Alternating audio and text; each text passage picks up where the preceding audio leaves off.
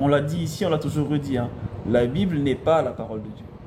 Parce qu'avec la même Bible, on peut asservir, on peut vouloir tuer par conviction de ce qui est écrit dans la Bible. Donc si vous considérez que la Bible est la parole de Dieu, il y a un très gros problème. La parole de Dieu, c'est d'abord une personne. La parole de Dieu, c'est la personne de Christ. Ok? La raison pour laquelle on dit parole de Dieu, c'est également parce que dans le temps de la traduction de ces versets, donc Jean chapitre 1, verset 1 qui dit au commencement était la parole était avec Dieu, la parole était Dieu. Ils disent la parole parce que la parole était l'un des meilleurs moyens d'expression. Ok? Parce qu'en réalité, la vraie définition, la vraie traduction de ce verset de Jean chapitre 1, ce n'est pas au commencement était la parole. C'est au commencement était le Fils qui est l'expression. On parle ici d'expression. Mais la raison pour laquelle les gens traduisent expression par parole, c'est parce que la meilleure façon de s'exprimer à ce moment-là, à cette époque-là, c'était la parole. Et donc ils ont limité Jésus-Christ à la parole de Dieu. Mais l'auteur du livre de Hébreux va dire, le Fils n'est pas uniquement la parole de Dieu. Okay? Le Fils est l'expression de tout ce que Dieu peut être. On parle ici de volonté, on parle ici d'écriture, on parle ici de chanson, on parle ici d'expression totale en fait, l'empreinte de la personne de Dieu. Donc Jésus-Christ n'est pas que la parole de Dieu, il n'est pas que le prophète. Okay? Il est la révélation totale du Père. Et c'est ce qu'on appelle la parole de Dieu aujourd'hui, c'est le Fils. Et donc la Bible n'est pas le Fils. La Bible, c'est un ensemble d'écrits dans différents contextes, destinés à différentes personnes en vue de consolider dans l'Ancien Testament le fait que le Messie, que Jésus-Christ soit le Fils de Dieu, le Messie, et dans le Nouveau Testament qu'il est ressuscité en fait. L'Ancien Testament consiste ainsi dans le fait de résumer de façon plus globale que Jésus-Christ, le fils de Joseph, donc de Nazareth, est le Fils de Dieu, est le Messie. Et le Nouveau Testament consiste dans le fait de vouloir confirmer qu'il est ressuscité. Et s'il est ressuscité, alors nous sommes nés de nouveau. Simple. Ok? Mais ce n'est pas tout ce qui est écrit dans la Bible qui est la parole de Dieu. Donc le monsieur qui était un peu contre tout ça avait raison. Ok? Et là où il s'est trompé justement, c'est lorsqu'il a dit non mais toute écriture est inspirée de Dieu et qu'on parle ici de toute écriture, même un livre de maths. Non, ça c'est totalement hors contexte parce qu'en plus la Bible, enfin le verset de Paul adressé à Timothée va plutôt dire que toute écriture est inspirée de Dieu pour instruire dans la justice. On parle ici de la justice de Dieu qui s'obtient par la foi. Donc on voit que le contexte est bien religieux. Ce n'est pas du tout un contexte scientifique ou à titre d'instruction quelconque. C'est vraiment dans le contexte des écritures de l'ordre religieux. Donc c'est pourquoi justement il y avait quelques couacs. Bon, moi je n'ai vu que cette partie, hein. Après j'ai arrêté, mais je voulais quand même intervenir là-dedans parce qu'il faut reconnaître lorsqu'une personne dit vrai en fait. Elle a raison, la Bible n'est pas la parole de Dieu. Mais la parole de Dieu est comprise dans la Bible. Okay? Toutes les fois que la Bible parle du Fils de Dieu, de ce qu'il est, de ce qu'il représente, là c'est la parole de Dieu. Okay? Mais tout le reste là, qui parle de diverses choses, des exploits de Dieu, etc., ce sont certes des exploits ou parfois des méfaits pour certaines personnes, mais ce n'est pas la parole de Dieu. Ok, fermons la parenthèse. Et maintenant revenons à donc ce que je disais par rapport à Jean. Je disais que lorsque vous lisez les Écritures, il faut voir que les personnes qui ont écrit, que ce soit l'Ancien Testament ou le Nouveau Testament, ont généralement écrit en fonction de leur compréhension des choses et de la vie en fait, en fonction de leur intelligence. À l'époque de Jean par exemple, il ne pouvait pas dire « Ah mais je vois un vaisseau spatial venir du ciel ». À l'époque de Jean, lorsqu'il dit « Il voit le Seigneur revenir avec les saints », le Seigneur est sur un cheval, et sur le cheval il a également une épée. On voit qu'en fait l'épée ici, c'est totalement métaphorique. Il n'a pas forcément une épée dans la main, vous voyez. Donc ce sont des images, ce sont des métaphores qui sont données afin de pouvoir traduire au mieux ce que Jean voyait en vision. Et c'est pareil pour Moïse. Lorsqu'il dit au commencement Dieu créa les cieux et la terre, Genèse chapitre 1 au verset 1, c'est ce qui est intéressant, c'est qu'au verset 2, il commence par dire la terre était informe et vide. Un jour je me suis dit, mais pourquoi n'a-t-il pas simplement dit au commencement Dieu créa les cieux et la terre? Bon, j'avoue qu'il aurait pu dire également la terre était informe et vide. Ouais, bon, il aurait pu en faire une phrase directe en fait. Ok, en disant au commencement Dieu créa les cieux et la terre, il était informe et vide, il y avait les ténèbres à la surface de la Bible, vous voyez, genre en rajoutant un L ou un truc comme ça. Mais on voit que c'est assez problématique parce que pour le coup, Donc au verset 1, il met un point pour marquer voilà, que c'est ce qui est au commencement, au tout début. Hein. Et qu'au verset 2, bah, il y a comme un chaos qui se passe, il y a comme un bouleversement de l'ordre des choses et la terre tout d'un coup devient informe et vide. Et en plus, il y a des ténèbres. Parce que nous savons que le Dieu que nous connaissons, le créateur de toutes choses, c'est un Dieu de lumière. Et pourtant ici, on parle de ténèbres qui se mouvaient à la surface de l'abîme. Et l'Esprit de Dieu, lui, se mouvait au-dessus des eaux. On voit que bah, là, c'est quand même un contexte de création très chaotique, très bouleversé. Et on a le droit de se poser la question, que s'est-il donc passé en fait pour que la terre devienne informe et vide? Et il y a eu des théories qui sont nées de cela. Je me rappelle avoir lu un pasteur qui avait dit, pour le coup j'étais un peu d'accord avec lui également, il avait dit, oui mais en fait lorsque Dieu crée quelque chose, il crée d'abord le chaos. En d'autres termes, supposons que Dieu veuille créer une planète, il disait que Dieu crée d'abord un gros caillou qu'il va ensuite forger à sa façon. Moi je me suis dit, bon c'est un peu tiré par les cheveux parce qu'en réalité, c'est pas ce que la Bible dit. Et il faut simplement reconnaître que entre le verset 1 et le verset 2 de Genèse, il y a quand même une sorte de pavé, une sorte de grand vide, de grand vide qui sépare les deux versets et qui pourrait expliquer ce qui se passe au verset 2, pourquoi est-ce que la terre est informe et vide. Et donc là, pour comprendre ça, on va aller lire Jérémie. Et je vais lire le verset... Attendez que je le retrouve surtout.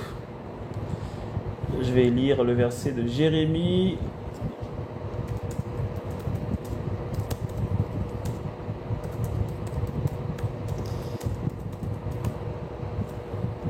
Ok, je vais lire Jérémie chapitre 4 au verset 23.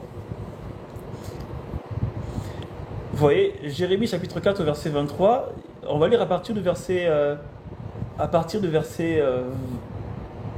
20, ok, pour avoir une bonne idée du contexte. Hein. Ok, donc à partir du verset 20, je vais lire du verset 20 au verset 24. Il dit, on annonce ruine sur ruine, car tout le pays est ravagé. Mes tentes sont ravagées, tout à coup mes pavillons, en un instant... Ah, attends, tout à coup mes pavillons quoi? Parce que c'est écrit bizarrement là quand même. Ah ok, bon, sont ravagés en un instant. Alors, il faut d'abord savoir que Jérémie c'était un prophète israélite, hein, qui avait prophétisé, qui vivait d'ailleurs dans la province de Judée. Non, j'ai pas eu ta demande, Alice. Je ne vois pas ta demande. Essaye de la refaire, au pire des cas, je vais t'inviter. Voilà. Donc Jérémie, il était un prophète en Judée, et d'ailleurs c'est lui qui a prophétisé la déportation des Juifs pour les 70 années à Babylone, avant que Nebuchadnezzar ne vienne tout casser, tout raser, ok? Donc il dit ici, on annonce ruine sur ruine, car tout le pays est ravagé, mes tentes sont ravagées tout à coup, mes pavillons en un instant, ok? Donc il parle de son pays, hein. Jusqu'à quand verrai-je la bannière et entendrai-je le son de la trompette? Étonnant. Certainement mon peuple est fou, il ne me connaît pas. Ce sont des enfants insensés, dépourvus d'intelligence. Ils sont habiles pour faire le mal, mais ils ne savent pas faire le bien. On voit que là, c'est Dieu qui parle en parlant d'Israël, notamment des Juifs qui sont dans la région, enfin des personnes qui sont dans la région de Judée. Au verset 23, il va totalement switcher, et c'est assez intéressant, il va dire « Je regarde la terre, et voici, elle est informe et vide. Les cieux et leur lumière a disparu. » Ok, verset 24, il dit « Je regarde les montagnes, et voici, elles sont ébranlées, et toutes les collines chancellent. » C'est quand même assez intéressant parce qu'il faut savoir que dans le contexte de la prophétie, il y a des prophéties simples, ok, il y a des prophéties qu'on appelle également des prophéties en double référence, ok, et ça peut aller dans les deux sens. Ça veut dire que la double référence, ça peut être un prophète qui parle à une autre personne et qui va s'adresser non pas à la personne en face, mais plutôt à l'entité ou à l'esprit qui se trouve derrière la personne. Par exemple, lorsque Jésus-Christ a dit à Pierre « Arrière de moi Satan », nous savons clairement qu'il ne parlait pas à Pierre en l'appelant Satan. Okay, il parlait plutôt à l'esprit qui était derrière Pierre et qui le poussait à dire ce qu'il avait à dire. Et lorsqu'il dit Satan, on voit que ce n'est pas forcément Satan, hein. Ça peut être un esprit simplement. Okay, donc il faut savoir que parfois dans la Bible, lorsqu'on dit Satan, ce n'est pas forcément comme on dit, le grand maître de toutes les forces des ténèbres. Hein. Ça peut être un esprit, mais dans tous les cas, que ce soit un esprit mauvais ou peu importe quel esprit, lorsqu'on dit Satan, c'est pour comment dirais-je, mettre en exergue son côté ténébreux, diabolique, etc. Ok. Ça veut dire que un démon de maladie, par exemple, un démon qui cause une maladie, on pourrait dire Satan derrière. Ok. C'est pour montrer le côté ténébreux, le côté maléfique de son activité. Donc, il y a ce genre de prophétie-là à double référence, mais il y a aussi, tu peux aller, t'inquiète pas, il y a aussi le moment où, précis, tu peux aller. Il y a aussi le moment où le prophète prophétise, il parle en son nom, et après il parle au nom de Dieu, tu vois. Il switch comme ça sans prévenir. Et là, c'est ce qui se passe avec Jérémie. On voit qu'au verset 22, au verset 22, 21, 22, c'est Jérémie qui parle. Ok. Ah, c'est bon, là j'étais là, Alice. C'est accepté. Waouh, ça m'a enlevé tout mon truc. Bon, c'est pas grave. On voit qu'au verset 21, 22, c'est Jérémie qui parle. Au verset 20, c'est Jérémie qui parle. Au verset 21, on a l'impression que c'est Dieu qui parle. Au verset 22, lorsqu'il dit « Certainement mon peuple est fou, il ne me connaît pas ». Vous voyez, là c'est plus Jérémie parce que Jérémie, son peuple le connaît. Mais là c'est Dieu qui parle à travers Jérémie pour parler du peuple d'Israël.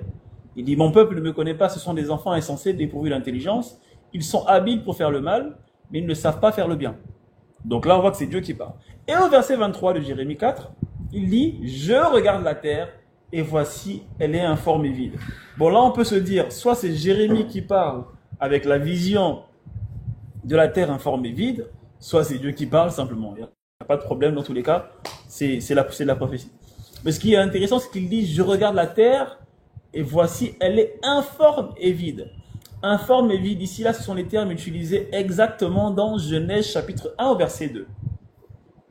Lorsqu'il dit au commencement, Dieu créa les cieux et la terre, et tout à coup, la terre devint informe et vide.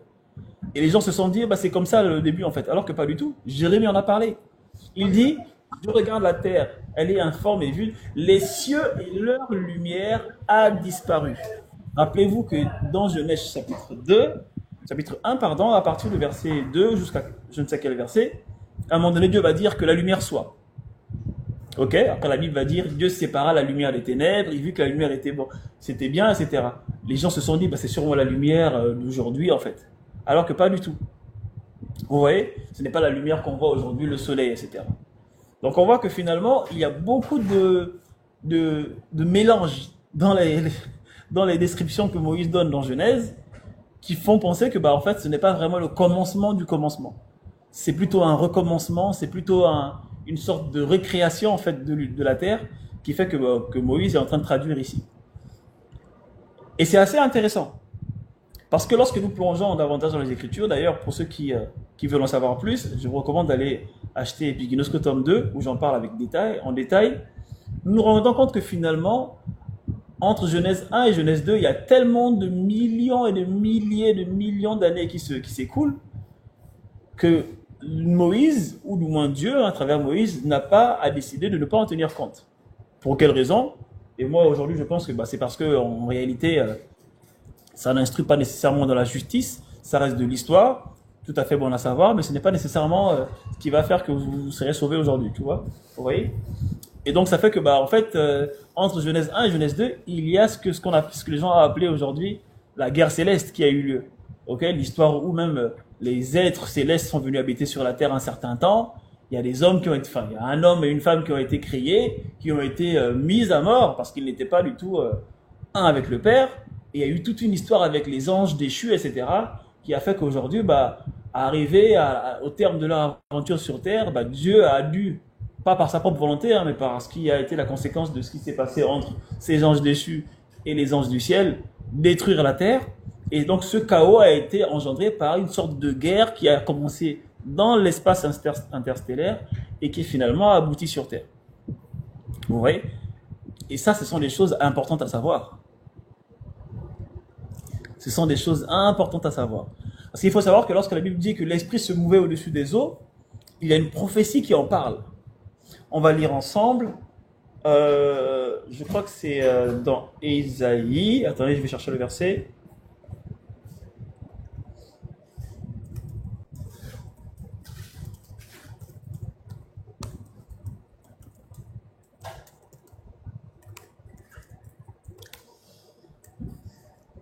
Ok.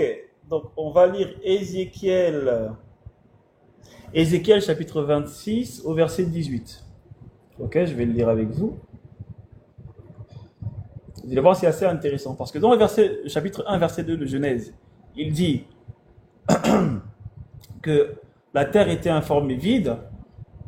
Il y avait les ténèbres à la surface de l'abîme. Hein. Écoutez bien. Et pour ceux qui ne savent pas c'est quoi l'abîme, bah, c'est un peu un endroit, bon, c'est aussi un peu métaphorique, parce qu'en réalité, il n'y a pas beaucoup de définition de l'abîme. Hein. Il y en a qui disent que c'est un gros trou sombre, mais ça représente un peu tout ce qui est ténébreux, tout ce qui est dark en fait, tout ce qui est en gros l'endroit où personne ne veut aller. C'est un peu l'endroit où il y a les morts, c'est vraiment l'endroit où où personne ne veut être en fait. Ça représente tout ce qui est la mort, ok, tout ce qui est mort, tout ce qui n'est pas de Dieu, etc.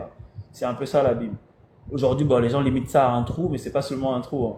Mais normalement, l'abîme, la définition, c'est tout ce qui est représenté par la mort, par tout ce qui est ténébreux, etc. Donc, on va lire Ézéchiel. Est-ce que tu veux lire Alice ou pas?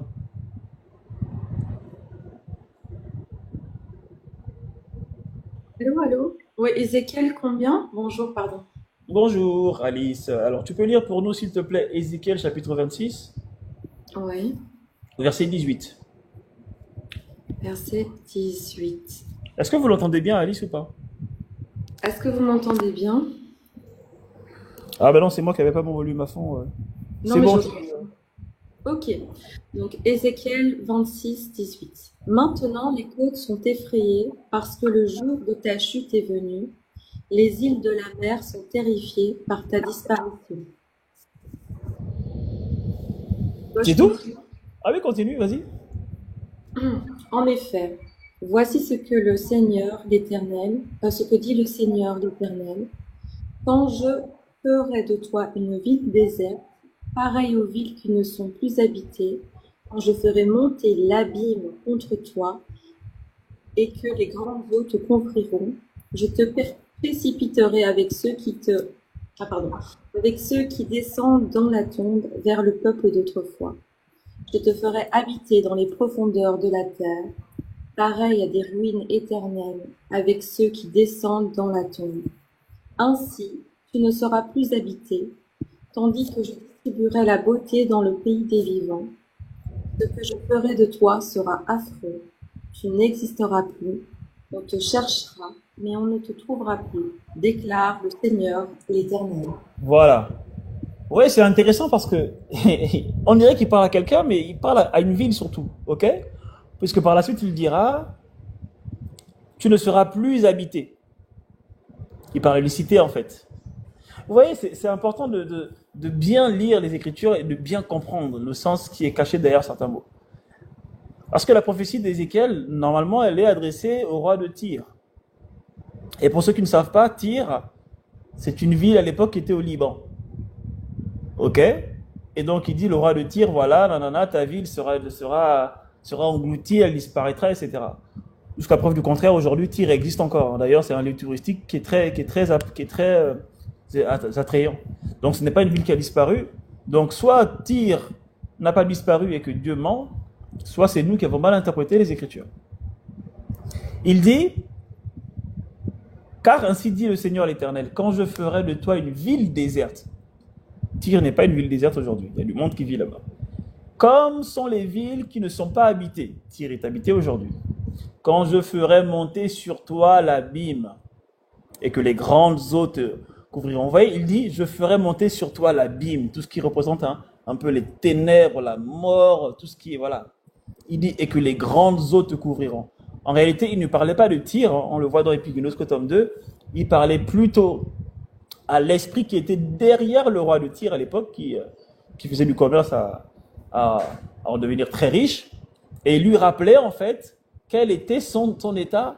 Il fut un temps sur terre, un temps qui n'a pas été relaté par les hommes, ou qui a été transmis aux hommes de mythe en fait. Les Égyptiens ont donné leur version, et d'autres religions ont dit ce sont des Anunnaki, d'autres ont dit ce sont des ceci. En réalité, c'est un temps durant lequel il y avait sur terre le règne d'un tyran. D'ailleurs, tyran, ça vient de Tyr, hein, justement, pour que vous ayez bien l'idée de ce qui est dit. D'un tyran qui était l'un des anges les plus importants, l'un des êtres célestes, pardon, les plus importants du ciel, qui s'est rebellé contre Dieu et qui a fini par disparaître, qui avait une ville à lui, tout un continent à lui qui était très puissant sur terre. Ok, ce que les gens appellent aujourd'hui Monsieur Satan, effectivement. Et donc, lorsque Ézéchiel prophétise sur le roi de Tyr, il ne parle pas au roi de Tyr humainement. Il parle à Satan, qui est derrière le roi de Tyr, et il lui rappelle ce qu'il était auparavant. Et en réalité, lorsqu'il dit « quand je ferai », en fait, c'est pas qu'il le fera plus tard, c'est qu'il a déjà fait. Ok, c'est aussi les éléments de langage qui sont utilisés à l'époque, et je pense que même la traduction, voilà, c'est peut-être à revoir, mais en tout cas, ce sont les éléments de langage qui sont utilisés soit dans la prophétie, soit dans le temps. Il dit, quand je ferai de toi une ville déserte, il dit, quand je ferai monter sur toi l'abîme. L'abîme en question ici, c'est la même qui est mentionnée dans Genèse chapitre 1 au verset 2. Lorsqu'on dit, il y avait les ténèbres à la surface de l'abîme et l'Esprit de Dieu se mouvait au-dessus des eaux. Il dit, quand je ferai monter sur toi l'abîme et que les grandes eaux te couvriront. En fait, on parle ici d'un maxi-déluge qui a eu lieu. D'un très grand déluge qui a fini par engloutir tout un continent.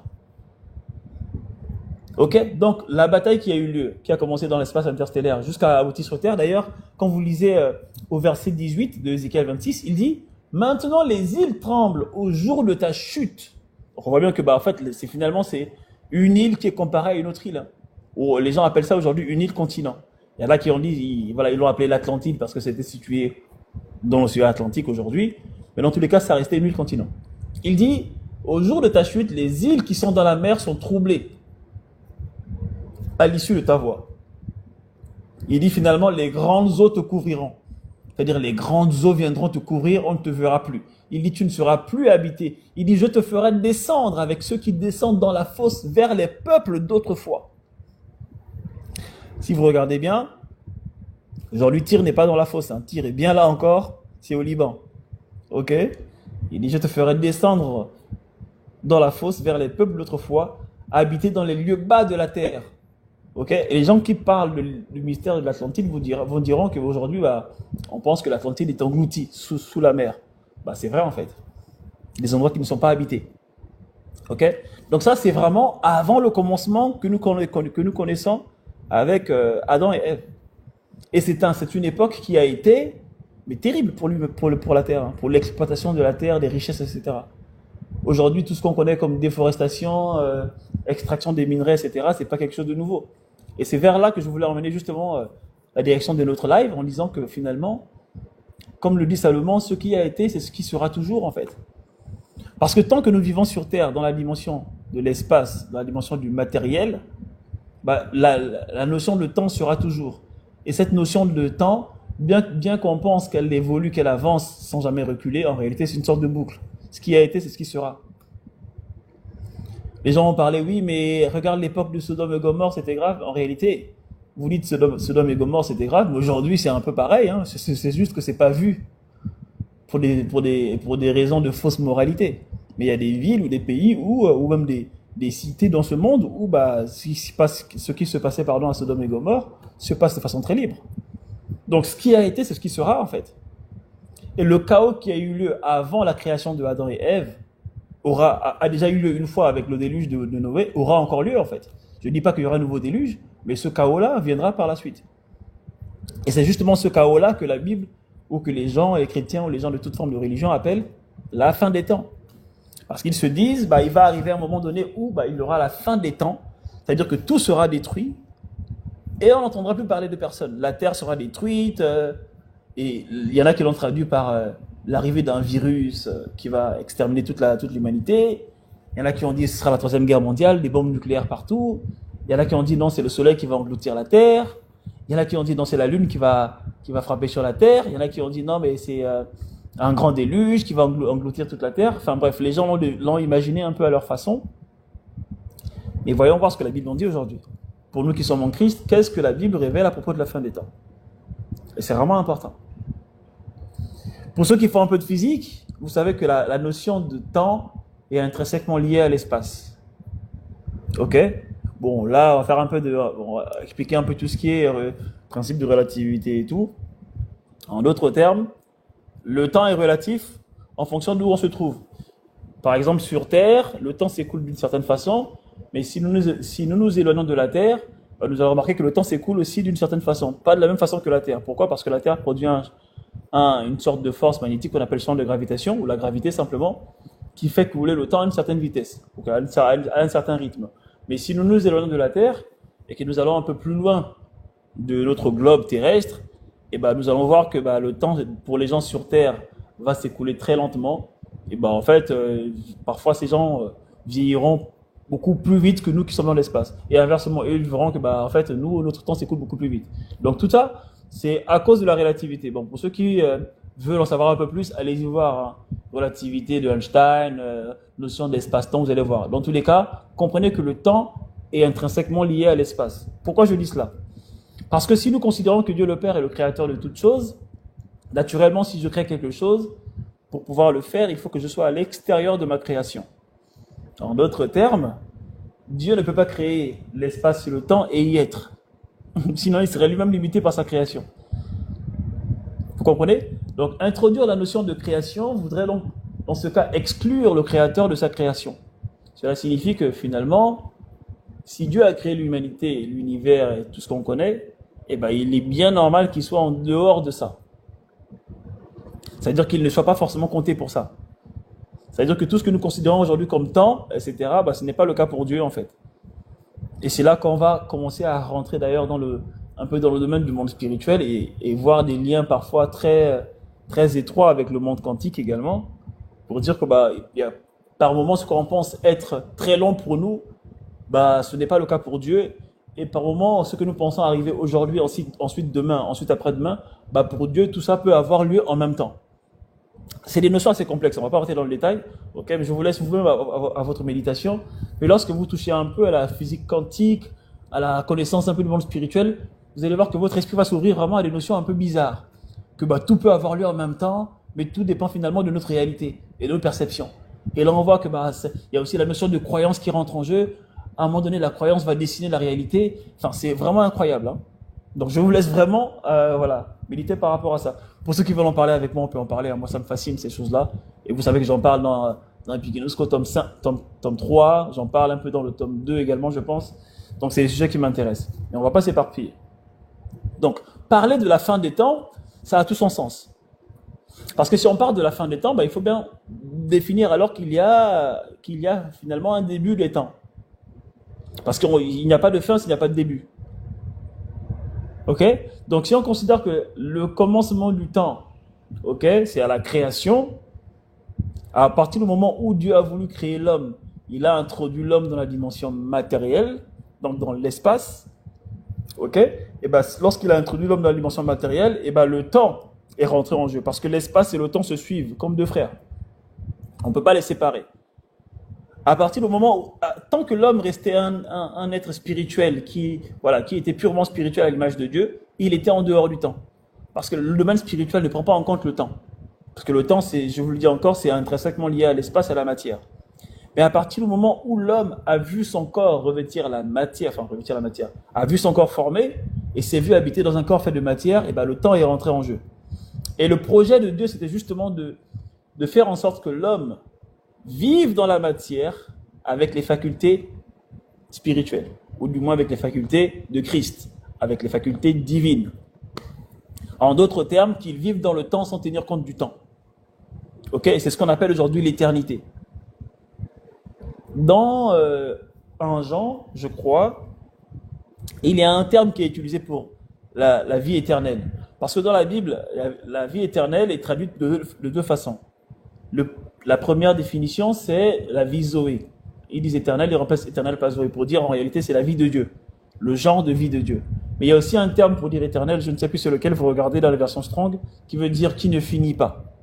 Ok? Et donc la vie qui ne finit pas, ce qu'on appelle la vie éternelle, c'est-à-dire infinie, c'est une conséquence un peu de la vie Zoé. C'est une conséquence de la vie de Dieu. Ok? Et donc le plan de Dieu, lorsque Adam a été créé, c'était de s'unir à Adam afin de lui accorder la vie Zoé. Et si Adam avait accepté la vie Zoé, il aurait vécu éternellement, c'est-à-dire en dehors du temps, même si le temps et l'espace seraient son quotidien. Ça veut dire qu'il avancerait, en fait, il vivrait il y aurait forcément, bon, je ne pense pas, je ne sais pas, faudrait voir, je ne sais plus s'il y aurait eu un demain ou un aujourd'hui, parce que la Bible dit que d'ailleurs, lorsque la nouvelle terre et le nouveau ciel seront créés, il n'y aura plus de demain aujourd'hui, il n'y aura plus de nuit en fait, c'est quand même dommage, bon, peut-être que c'est aussi métaphorique, hein, mais en tout cas, je pense qu'il y aurait quand même eu un jour et une nuit, mais cela dit, il ne serait pas compté comme aujourd'hui, demain, après-demain, ah, il me reste tant de jours à vivre en fait. Ce serait une vie continuelle. Une vie en dehors du temps, mais dans la dimension physique. Et c'est ça l'impact que la vie de Dieu, donc l'arbre de vie que Adam a méprisé avec beaucoup d'ignorance dans le jardin d'Éden, c'est ce que la vie et que l'arbre de vie aurait produit chez Adam. Et donc, lorsque les gens parlent de fin des temps, en fait, c'est un lapsus. En réalité, on ne peut pas dire fin des temps parce qu'il n'y a pas plusieurs temps. Il y a des périodes dans le temps, okay, il y a des moments dans le temps, mais il n'y a pas plusieurs temps. Il n'y a qu'un seul temps, et c'est celui qui est intrinsèquement lié à l'espace. Donc ce qu'on dirait plutôt, c'est la fin du temps. Parce qu'après la résurrection de Jésus-Christ, après l'enlèvement de l'Église, après le retour de Christ, après le millénium, on va entrer dans ce qu'on appelle le monde de l'éternité. Et l'éternité, les amis, je vous laisse essayer de concevoir ça, c'est quelque chose qui paraît fou. En fait, dans l'éternité, tu vis simplement. Tu es. Ok? Il n'y a pas de vieillesse, il n'y a pas forcément nécessairement de jeunesse, parce que qui parle de jeunesse parle de vieillesse, naturellement. Dans l'éternité, tu es simplement. Alors les gens vont se dire, mais qu'est-ce qu'on va faire? Et vous savez, les hommes aiment bien réfléchir à ça. Mais qu'est-ce qu'on va faire? Qu'est-ce qu'on va devenir? Est-ce qu'on va toujours jouer au foot? Est-ce qu'on sera marié? Et là, ça cause beaucoup de soucis aux gens, en fait. Parce qu'ils se disent, mais si finalement on vit simplement, bah, on vit pour quel but, en fait? Parce qu'aujourd'hui, moi, je vis pour travailler, pour que mes enfants aient à manger, pour construire ceci, pour faire cela. Mais si finalement tout est donné, qu'est-ce qu'on deviendra? Bah, c'est une question que les gens peuvent se poser, et d'ailleurs, ils ont le droit de se la poser, hein. Voilà, il y a qui ont dit, est-ce qu'on va juste chanter? C'est la raison pour laquelle, d'ailleurs, la religion a créé le ciel. Enfin, vous savez quand je dis le ciel, c'est-à-dire la notion de se dire, bah, on va aller au ciel, on va adorer Dieu. Il y en a qui ont dit, bah, on va rester au ciel, tu vas adorer Dieu. Mais c'est totalement utopique. Et non seulement c'est utopique, mais ce n'est même pas conforme à l'évangile, ni au plan de Dieu en fait. Parce que le plan de Dieu n'est pas que aujourd'hui les gens aillent au ciel pour l'adorer. Ok? Et si vous souhaitez avoir la réponse de ce qui va se passer après ces moments-là, c'est-à-dire lorsqu'on va entamer l'éternité, bah, allez-y lire Epiginosko tome 1 et tome 2. Non, tome 2 surtout. On en parle dans le détail, et c'est assez intéressant. Parce que le corps glorieux que les gens comprennent de ce que Paul a dit dans 1 Corinthiens, bah, c'est justement un corps qui aura des facultés à la fois de l'ordre du physique, du matériel, mais aussi à la fois de l'ordre du spirituel. Ok? Et ça va dépasser toute forme de technologie que nous avons toujours connue. Vous savez, aujourd'hui, l'homme est très limité dans sa façon de faire les choses. On est très limité dans les déplacements, dans les efforts. Aujourd'hui, tu cours 10 km, tu es essoufflé, ton cœur bat vite, tu as l'impression qu'il va lâcher. On a l'impression que ce corps, c'est un peu un vieux jouet qui est en train de périr, quoi, qui est en train de pourrir, qui est totalement corrompu, qui tire à la vieillesse. C'est la raison pour laquelle dans le Romains chapitre 8, Paul va dire que l'Esprit de Dieu redonne la vie à votre corps qui est mortel. Et cet esprit est donné aux enfants de Dieu comme un acompte. Lorsqu'il dit acompte, ce n'est pas que c'est la moitié de Dieu en fait. Il dit acompte parce que par l'Esprit de Dieu aujourd'hui, nous renouvelons notre intelligence afin de vivre en quelque sorte les réalités de la divinité. C'est-à-dire aujourd'hui c'est moi qui renouvelle mon intelligence pour dire je ne suis plus malade, etc., etc. Parce qu'on laisse le ministère au Saint-Esprit. Mais avec le corps glorifié, il n'y aura même plus besoin de confesser je ne suis plus malade. Parce que la maladie ne pourra pas intégrer ce corps. Être malade avec le corps glorifié, ce serait comme dire aujourd'hui que ma table est tombée malade. Par exemple, c'est impossible. Ma table a mal à la tête. Vous voyez, ça n'a pas de sens. Ça veut dire que le corps glorifié que le Seigneur va nous donner, lors de l'enlèvement de l'Église, c'est un corps qui ne sera pas conductible de la maladie ou encore de toute forme de symptômes de fatigue, de dépression, etc. Et d'ailleurs, petite démonstration qui aura lieu au tout premier signe du jugement de la terre, ce sera l'enlèvement de l'Église. La Bible dit que lorsque le Seigneur viendra chercher l'Église pour le premier vol, pour le premier enlèvement, les chrétiens qui sont sous terre vont être ressuscités, et nous qui sommes sur terre, nous serons enlevés pour retrouver le Seigneur dans les airs. Ok? D'ailleurs, pour ceux qui disent non, l'enlèvement, ça n'existe pas, cherchez-vous l'intérêt de monter dans les airs pour redescendre sur terre par la suite. Autant rester sur terre en avance. Hein. Donc voilà, c'est un non-sens total. Mais il dit, on va retrouver le Seigneur dans les airs, on sera toujours avec lui. Dans les airs, ça veut dire que on sera un peu suspendu dans le vide. Et je sais qu'aujourd'hui, il y a des personnes qui ont un peu peur du vide. Hein. Ça veut dire qu'il y a des personnes... Ça va, t'as assez dormi? Ah, ok. Il y a des personnes qui ont un peu peur du vide. Hein. Ça veut dire qu'il y a des personnes qui, au bout de 30 étages, ça va pas, quoi. Au bout de 30 étages, là, c'est bon, le vide, j'aime pas trop, etc. Vous voyez? Et donc, justement, le corps glorifié que vous aurez, ce sera un corps qui vous permettra de ne plus ressentir cette forme d'anxiété, cette forme de peur de quelque chose, cette forme de phobie de quoi que ce soit, en fait. Vous voyez? Il n'y aura plus besoin de ça.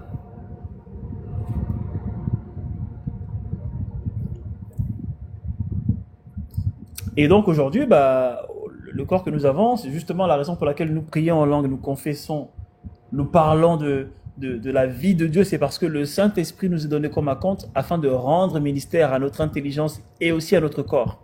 Ok? Ça veut dire que le Saint-Esprit fait un travail continuel. Quand tu confesses, je suis la justice de Dieu. Quand tu confesses, Christ habite en moi. Quand tu confesses, Christ est la vie de mon corps. Lui, il rend ministère, il apporte la vie, ok, à ton corps, pour redonner la vie à tes organes qui sont défectueux, aux cellules qui meurent, etc., pour te rendre la vie éternelle. C'est pourquoi d'ailleurs, le Christ va facilement dire que celui qui croit en moi ne connaîtra jamais la mort. Parce qu'il sait que celui qui croit en moi, c'est celui qui a accepté toute cette notion de divinité et qui, s'il le veut, ne connaîtra pas la mort, en fait. Vous voyez? Donc, la notion de fin des temps, en réalité, c'est la notion d'entrée dans l'éternité. Ok? On ne dit pas fin des temps, en réalité, on dit fin du temps. Parce qu'on ne vivra plus en fonction du temps. Il n'y aura plus de notion de temps tout court, en fait. Il n'y aura simplement que la vie et la vie. Alors, comment est-ce que cette vie va se dessiner pour notre quotidien? C'est ce que Paul va dire dans, je crois, Éphésiens chapitre 3, hein, où il dit aujourd'hui, c'est par l'Église que les anges découvrent la sagesse aux aspects infiniment variés de Dieu. Mes amis, il faut savoir que lorsqu'on dit enfant de Dieu, ce n'est pas simplement une position de « Ah, ok, c'est bon, je vis ma petite vie, je fais mes efforts ». Je trouve que nous, hein, quand je dis nous, je m'inclus parfois dans cette définition, nous sommes un peu trop laxistes, ok, un peu trop flemmards. Nous sommes un peu trop laxistes en fait. On fait les choses à moitié, on essaie à la fois de faire une chose, à la fois de faire l'autre. On essaie de se partager des formes de tâches de vie. À un moment donné, je veux prier, mais après, à côté de ça, j'ai envie d'aller m'amuser un peu. Il n'y a pas de mal dans le fait de vouloir faire ça. Mais celui vraiment qui veut connaître une discipline ou qui veut l'expérimenter de façon concrète, il se donne à fond en fait. Non seulement il se donne les moyens, mais il se donne à fond. Et ce n'est pas pour paraître égoïste, quoi que ce soit, mais en réalité, moi je pense vraiment que si j'avais été... Bon, c'est impossible, mais si j'avais grandi seul, et que je n'avais pas forcément de liens de parenté, familiaux, ou quoi que ce soit qui me lie un peu à cette vie sur Terre, mais j'aurais vraiment tout donné pour la connaissance de Christ afin de la comprendre au maximum en fait. Mais tu vas t'éclipser 2 heures de prière, ta mère va t'appeler, oui, mais il y a ta tante qui m'a dit, allez, dans les histoires de famille, tu vois. Tu vas faire une semaine là, t'éclipser un peu, aller comprendre un peu Christ, et à ton oncle qui va te rappeler, oui, mais ici au pays, il y a ton frère qui va t'appeler, oui, mais voilà, oui, il faut prendre des nouvelles, il n'y a pas de problème, ça fait du bien. Là, je partage vraiment ma façon de voir les choses. Hein. Parce que moi, je suis un téméraire, et honnêtement, je suis un téméraire et moi, je suis un fonceur. Ça veut dire que si je pouvais le faire, parce qu'aujourd'hui, je peux le faire, mais ça aura des conséquences. Et c'est un peu manque de sagesse de vouloir faire ça comme ça. Les conséquences un peu graves du point de vue de mes rapports avec les autres. Par exemple, si je disparais genre 2 ans, bah, bien sûr, on va se poser des questions. Ok? Il y a la chérie qui va dire, mais il est parti où? Il y a le frère qui va dire, mais attends, tu nous manques. Il y a Alice qui va m'appeler, oui, mais Mardo, ça fait longtemps, t'as pas vu? Mais vous voyez, parfois, je me dis, il faut que je fasse ça. Parce que si vraiment vous voulez comprendre, masteriser Christ dans son entièreté, dans son ensemble, mais il faut se donner les moyens, en fait. Mais vous voyez, avec le peu qu'on fait déjà, on veut attendre des grands résultats. Et il n'y a pas de mal, hein, il y en a qui font de grandes choses. Et on peut le faire. Mais d'ailleurs, vous demanderez aux personnes qui aujourd'hui font des formes des sortes de miracles, etc. C'est des personnes qui ont mis les moyens en termes de temps, en termes de compréhension, des moyens résilients également. Vous voyez, il y a des personnes qui se sont dites, non mais moi, je dois comprendre ce verset, je dois comprendre cette vie, je dois comprendre Christ. Et même moi qui vous parle, là on a fait récemment la méthode Epiginosko, qui était une très bonne méthode. Bon, il y a des personnes qui ont lâché, hein. Il y a des personnes qui, au bout de 2-3 jours, ah, moi, c'est pas fait pour moi, j'arrive pas. C'est tout à votre honneur. Mais en réalité, quand tu sais ce que tu cherches, ce que tu recherches surtout, bah, tu y vas à fond, quoi. Tu y vas vraiment à fond. Donc, je ne dis pas, alors, il n'est pas forcément nécessaire de disparaître. Ce que je dis simplement, c'est de mettre les moyens en termes de temps et d'énergie pour connaître, ok? Et tu peux connaître au bout de 2 mois, hein, comme au bout d'une semaine. Tout est fonction de ta disposition et surtout de tes dispositions intérieures. Ce n'est pas ça le problème. Mais il faut y aller, quoi. Ne cherche pas à mélanger. Il y a par exemple des personnes qui vont comprendre, qui vont démarrer et qui vont commencer à comprendre Christ. Et je ne sais par quel diable vont tout de suite aller écouter un autre prédicateur qui dira un truc totalement différent de ce qu'ils ont compris. Et ça va créer la confusion. Et cette confusion va créer la lassitude. Et finalement, j'ai arrêté parce que j'ai entendu parler de ça, je ne sais plus quoi croire. Et les gens qui me disent, mais qui est-ce qu'on doit croire maintenant? Il y a tel qui dit ça, tel qui dit ça. En fait, personne n'est né avec toi, de un, et de deux, personne n'est censé te dire quoi croire. Parce que l'aspect des croyances est purement personnel. L'aspect des croyances est purement personnel, en fait. Moi, je peux être là à dire des choses, si ça se trouve, c'est très faux. Et d'ailleurs, si vous trouvez que ce que je dis n'est pas correct, vous avez le droit de le dire. Mais pourquoi est-ce que moi je me permets d'écouter des personnes qui disent des choses à propos de Dieu? C'est parce que lorsqu'elles disent ces choses, je me reconnais dans ce qu'elles disent, en fait. Il y a une conviction en moi qui atteste en disant ce qu'il dit est vrai. Donc il est temps de cesser aussi de vouloir accuser tel ou tel. Toi-même, quand tu prends tes oreilles, tu vas écouter quelqu'un qui badigeonne des choses pendant 2 heures, des choses totalement fausses. Tu es le seul et la seule responsable de ton action. Personne ne te force à le faire. Oui, mais j'ai fréquenté telle assemblée pendant tant d'années, le pasteur a fait ci. Mais qui t'a envoyé là-bas, en fait? Est-ce que le matin, quand tu te levais, on venait te chercher avec 2 personnes qui te portaient pour t'emmener là-bas? Toi-même, tu y allais. Donc, je suis désolé, mais toi-même, tu es responsable de tes croyances. Toi-même, tu es responsable de ce que tu as compris de Christ.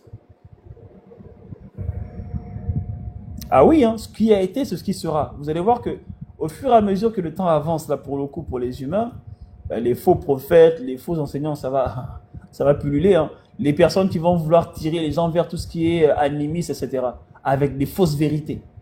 Et des fausses vérités, mais surtout des expériences fondées sur la réalité. Ça veut dire qu'ils vont dire, moi je suis allé dans l'église, le pasteur a pris l'argent des fidèles, il est parti avec ça, donc les églises c'est n'importe quoi. Avoir un raisonnement pareil, je suis désolé, c'est quand même très limité. Tu ne peux pas généraliser un fait contextuel. C'est limite, ce n'est pas faisable en fait. Ce n'est pas parce qu'un homme aura agressé quelqu'un dans la rue que tous les hommes sont des agresseurs. Il faut avoir assez de maturité pour essayer d'extraire, un fait local d'une généralité. Aujourd'hui, par exemple, en ce qui concerne les églises, nous savons qu'il y a plusieurs dérives. Et moi, je suis le premier à pointer du doigt ce qui se passe dans plusieurs assemblées. Mais jamais, au grand jamais, je ne dénigrerai l'église de Christ. Parce que je sais qu'il y a encore des pasteurs qui prêchent le vrai évangile. Mais lorsque les gens se lèvent pour dire maintenant toutes les églises sont fermées, c'est à réfléchir quand même. Pourquoi vous n'allez pas faire un travail de précision, un travail d'intérieur? Allez-y pendant 2 semaines dans une église, une assemblée, écoutez ce qu'il dit. Si selon vous ce qu'il dit n'a pas de sens, fermez-la. Mais ne commencez pas non plus à généraliser tout ce qui est fait dans les églises. Il y a des personnes qui trouvent leur bonheur dans les églises. Ce n'est pas parce que la majorité des églises dans laquelle il y a du désordre sont des églises africaines, que toutes les églises africaines, par exemple, sont désordonnées. Et je sais que dans les églises africaines, il y a beaucoup de choses qui se passent. Ça, je suis totalement d'accord avec ce que certaines personnes disent, mais il faut quand même avoir un certain recul dans la façon de faire les choses.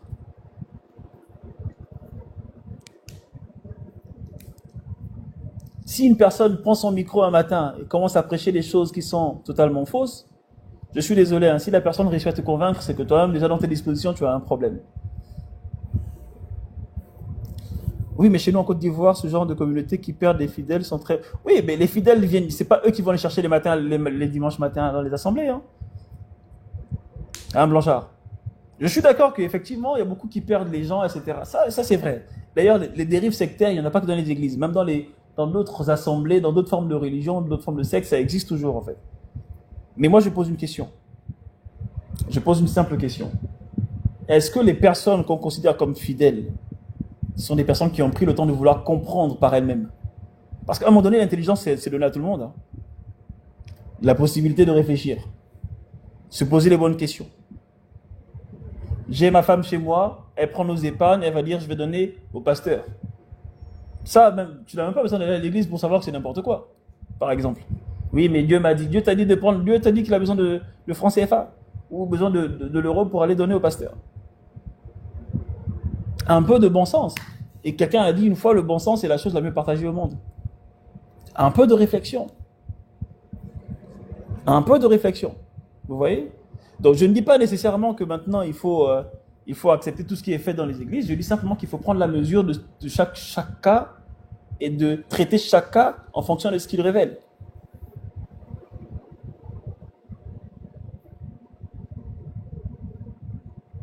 Certains ont besoin qu'on les pousse un peu. En réalité, oui, dans tous les cas, on a toujours besoin d'aide. Hein. Il n'y a pas de problème. Mais pousser quelqu'un n'est pas forcément synonyme d'être dépendant de la personne. Le problème n'est pas tant ce que les gens font en fait. Le problème est comment est-ce que les hommes eux-mêmes ont été éduqués à vivre. Parce que la dépendance totale à quelqu'un, c'est un peu monnaie courante chez certaines personnes. Prie pour moi s'il te plaît, je veux dépendre de toi. Parce que il y a aussi la paresse, la flemme d'apprendre en fait. Et ça relève des croyances intérieures.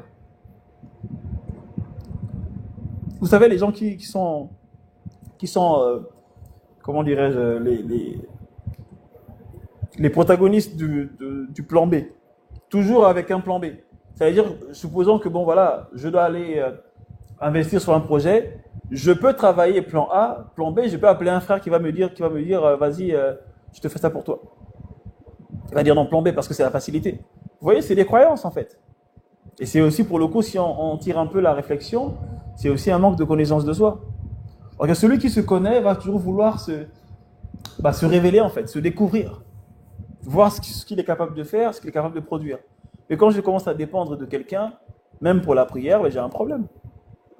Ça, il faut le reconnaître aussi. Donc c'est bien beau d'accuser les gens, parce que moi, ces escrocs-là qui sont dans les assemblées, etc., c'est vrai, c'est des escrocs, mais c'est des personnes quand même qui réfléchissent assez facilement, hein, qui savent comment manipuler les gens. Mais si toi, maintenant, tu es facile à la manipulation, il est temps justement de te prendre l'Epiginosko tome 1 et 2 et de lire, de comprendre qui tu es. Je ne t'accuse pas, je n'accuse personne, j'encourage simplement tout le monde à essayer de vivre un peu une vie chrétienne en fonction de ce qu'elle décide d'accepter elle-même en fait. Et non forcément de ce que tel aura dit ou tel n'a pas dit. Vous voyez ce que je veux dire ou pas? Moi je connais des personnes qui ont vécu des choses, des amis. Moi j'ai mes frères, ils ont vécu des choses, les amis, je vous dis la vérité que si, ne fût-ce que le quart d'entre vous aurait vécu ça, vous aurez dit non mais moi c'est bon, je me suicide, je me rends. Mais ces personnes aujourd'hui ont compris l'évangile, ont décidé radicalement de le changer. L'évangile c'est pas pour te laisser dans un état de ah mais ça va aller, t'inquiète pas, de toute façon un jour ce sera fait. L'évangile c'est la puissance pour le salut de celui qui croit. Je répète, l'évangile c'est la puissance pour le salut de celui qui croit, peu importe les circonstances. Lorsqu'une personne tient tête à une autre circonstance. Il y a des personnes qui ont grandi dans des églises ou qui ont été maltraitées au nom de Dieu. Mais aujourd'hui, qui ne vont pas cracher sur les églises pour dire « Ah, c'est n'importe quoi ». Parce que justement, elles ont fait connaissance de ce que c'est que la vérité.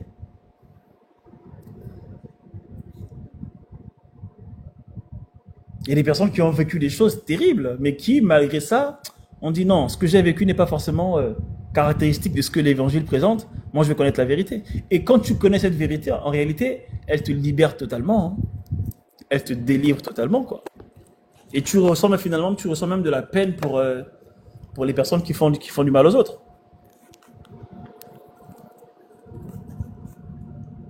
Vous voyez? Bon, bref, ça c'était une petite parenthèse sur les histoires d'église. Donc c'est pour dire qu'en réalité, les amis, il ne faut pas forcément généraliser les cas, en fait. Ok? Chacun vit sa spiritualité à sa façon. On n'est pas là pour forcer les gens à faire des choses. On n'est pas là pour forcer les gens à croire en Jésus-Christ. Ce qu'on apporte, nous, c'est l'évangile. L'évangile, la vérité, la liberté, de toute forme d'oppression et les solutions à des problèmes. Pour donner un peu de goût à la vie. Et si les gens veulent être d'accord avec ça, qu'ils l'acceptent. S'ils ne sont pas d'accord et que ces personnes estiment que elles sont bien dans leurs croyances, soit autour de leurs ancêtres, etc., ou autour d'âme nature, laissez-les en fait. Il n'y a pas de problème. Même Dieu ne force pas les gens à croire en lui, donc c'est pas vous qui allez le faire. C'est pourquoi justement toute notion de débat autour de croyances, moi je trouve ça absurde. Parce que j'estime qu'une croyance est personnelle. Je ne sais pas qui un jour s'est levé en plein débat a dit maintenant je me convertis au christianisme parce que ce que tu dis est convaincant. Franchement, s'il fait ça, c'est grave quand même. Vous voyez, laissez les gens faire ce qu'ils veulent. Parce que dans tous les cas, les faux prophètes, les personnes qui vont essayer de perdre d'autres personnes avec des théories, des formes de philosophie, de sagesse à la façon de l'homme, là, ça va pulluler. Hein. Ça va pulluler, il y aura encore des personnes qui penseront comme ça. Donc la solution, c'est pas de les combattre. Toi, simplement, reste focalisé sur ce que tu es en Christ et grandis davantage dans la connaissance de ton identité en Christ, c'est tout. Cherche à vivre Christ pleinement, simplement.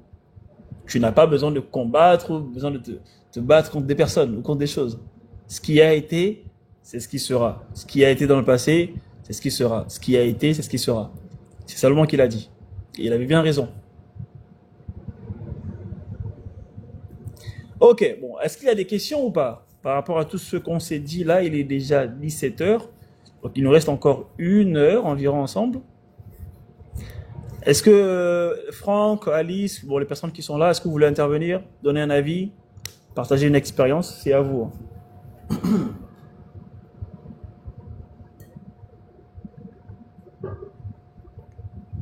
Parce que par la suite, on va également aborder le cas de Jésus, ok, en ce qui concerne ce qu'il a dit par rapport à la fin des temps, ok, parce qu'il en a parlé, hein, d'ailleurs, il en a parlé, et c'est drôle parce qu'il en a parlé que dans des contextes bien précis, hein. Soit c'est le contexte où il parle du royaume en disant le royaume est semblable à ceci, à cela, à la fin il y aura des cris et des grincements de dents. Soit c'est lorsqu'il se pose dans Matthieu chapitre 24, et le fameux chapitre connu de tout le monde où il dit oui, à la fin des temps il y aura ceci, cela, fuyez, nanana. Et les gens ont dit voilà ce que la Bible dit par rapport à la fin des temps. Là. Il faut vraiment... D'ailleurs, Alice, tu vois pourquoi c'est important la division des Écritures? Je pense que c'est sûrement l'enseignement le plus important du 21e siècle. Hein. Savoir diviser les Écritures. Parce que sinon, c'est un bazar total. Hein.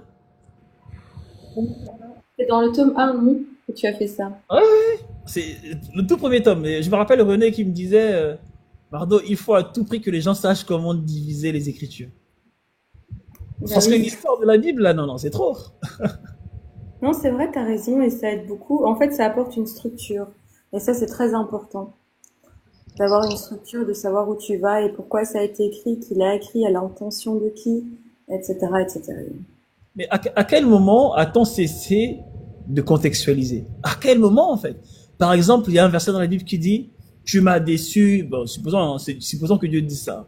Un verset qui dit dans les psaumes ou dans je sais pas quoi « Oui, je me suis livré à toi, mais tu m'as déçu ». C'est Dieu qui parle. Et quelqu'un va se lever un matin, il va aller lire ce verset, il va dire « C'est à moi que Dieu dit ça ». Ah oui, mais ça c'est pas une mode, mais Souvent, les gens prennent des versets pour voir si Dieu leur parle à travers sa parole, du coup, puisqu'ils disent que c'est sa parole, et ils le prennent pour eux comme un signe. Et c'est pour ça qu'il faut faire parfois attention aux signes, justement.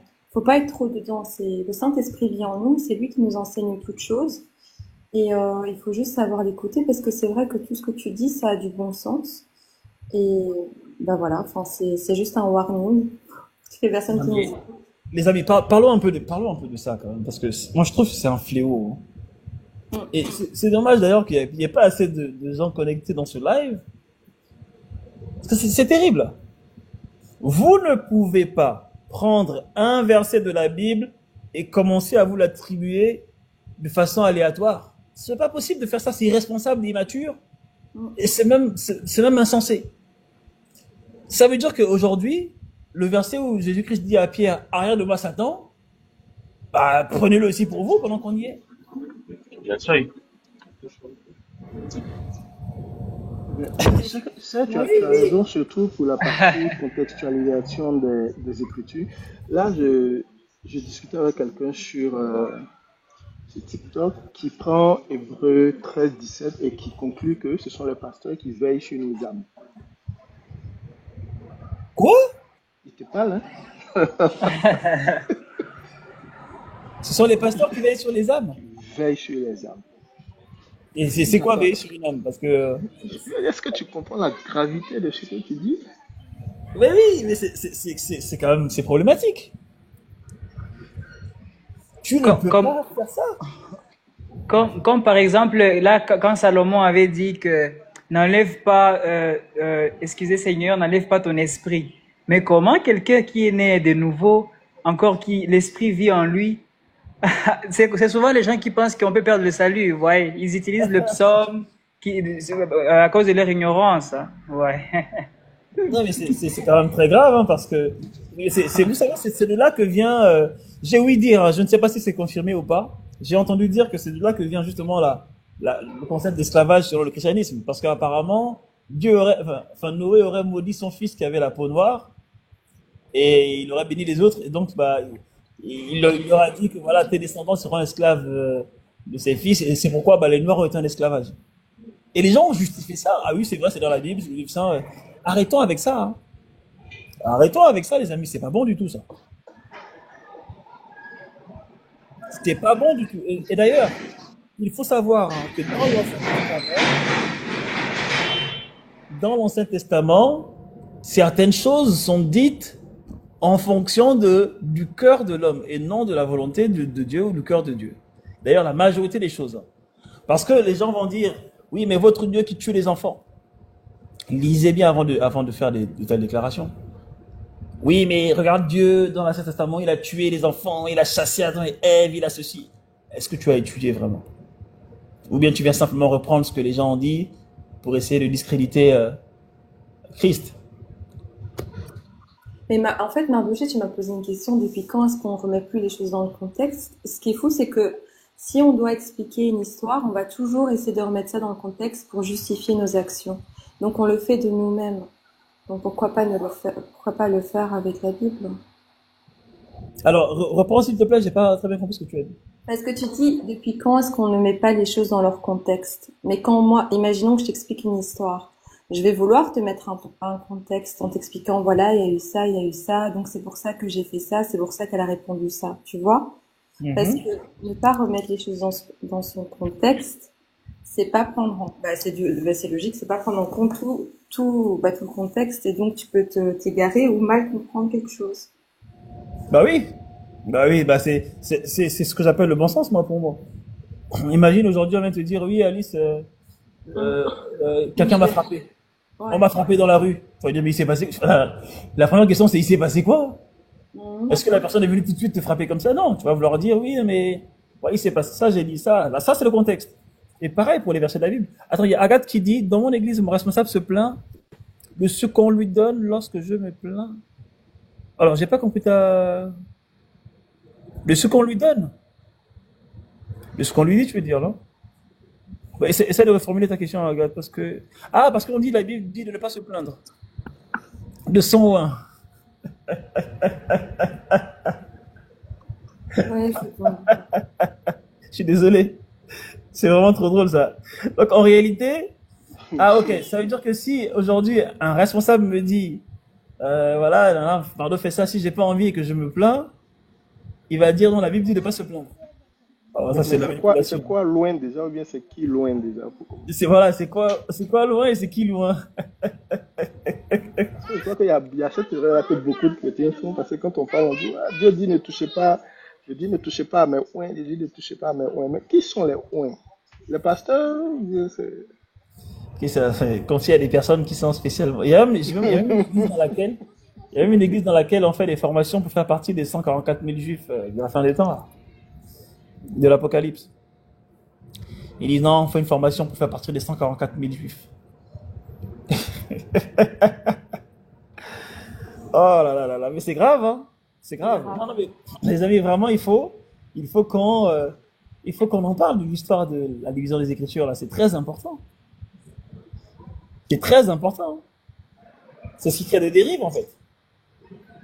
Je vous assure, hein, les amis, même si parmi nous qui sommes là en train d'écouter ce live, s'il y a des personnes qui n'ont pas encore vraiment compris comment ça se passe, allez-y relire et essayez de comprendre ça. Je vous l'assure. Ça vous évitera bien des choses. Ça vous évitera bien de problèmes. Hein. Parce que c'est par ça que les gens viennent manipuler les gens. C'est par là que les gens viennent détourner des fonds, etc. Ah oui, hein. Avec un verset. Même les gens qui disent non, mais les saintes écritures. Bah, les saintes écritures peuvent parfois servir aussi à manipuler les gens. C'est pourquoi on dit que la Bible n'est pas la parole de Dieu. Parce que la parole de Dieu ne viendra jamais te contraindre. La parole de Dieu ne viendra jamais te forcer à quoi que ce soit, en fait. La parole de Dieu va te motiver, va te recommander, t'encourager, ok? Mais elle ne viendra jamais te dire de faire les choses par force ou par contrainte. Mais en fait, la parole de Dieu vit en toi de toute façon. Bah oui, la parole de Dieu, elle vit en toi. C'est toi, en fait, simplement. C'est ce que tu es aujourd'hui.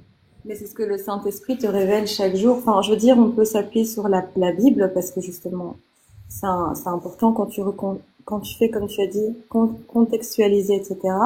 Mais je veux dire, même si j'avais pas la Bible aujourd'hui, le Saint-Esprit qui vit en moi m'enseigne en tout temps. Enfin, c'est pour montrer que, bah, c'est vrai ce que je dis, non? Bah oui, clairement. Bah, on va lire ensemble. On va lire. D'ailleurs, je comptais lire ça. Après, on va retomber sur Jésus-Christ et Daniel. On va lire un verset ensemble. Regardez, on va lire.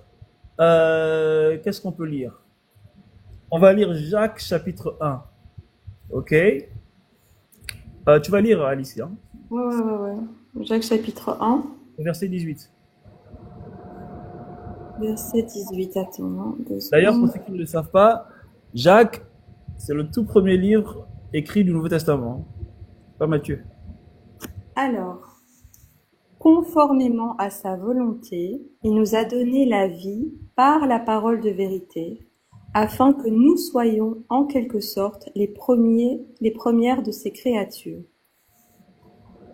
Exactement. Vous voyez, il dit conformément à sa volonté. C'est ce que Jean va dire dans Jean chapitre 1 verset 12. Je peux lire ou pas, s'il te plaît? Dans Jean 1 chapitre 12, c'est ça? Jean chapitre 1 verset 12. Pardon, ok, je vais lire. Jean 1 chapitre 12 verset combien? Attends, Jean 1, purée, chapitre 12, verset 1, c'est ça? Non, Jean chapitre 1 verset 12. Oh Jésus, ok, attends, ok. Ok, chapitre 1, verset 12. Et puis c'est là que tu me dis, non, c'est pas ça. Ok.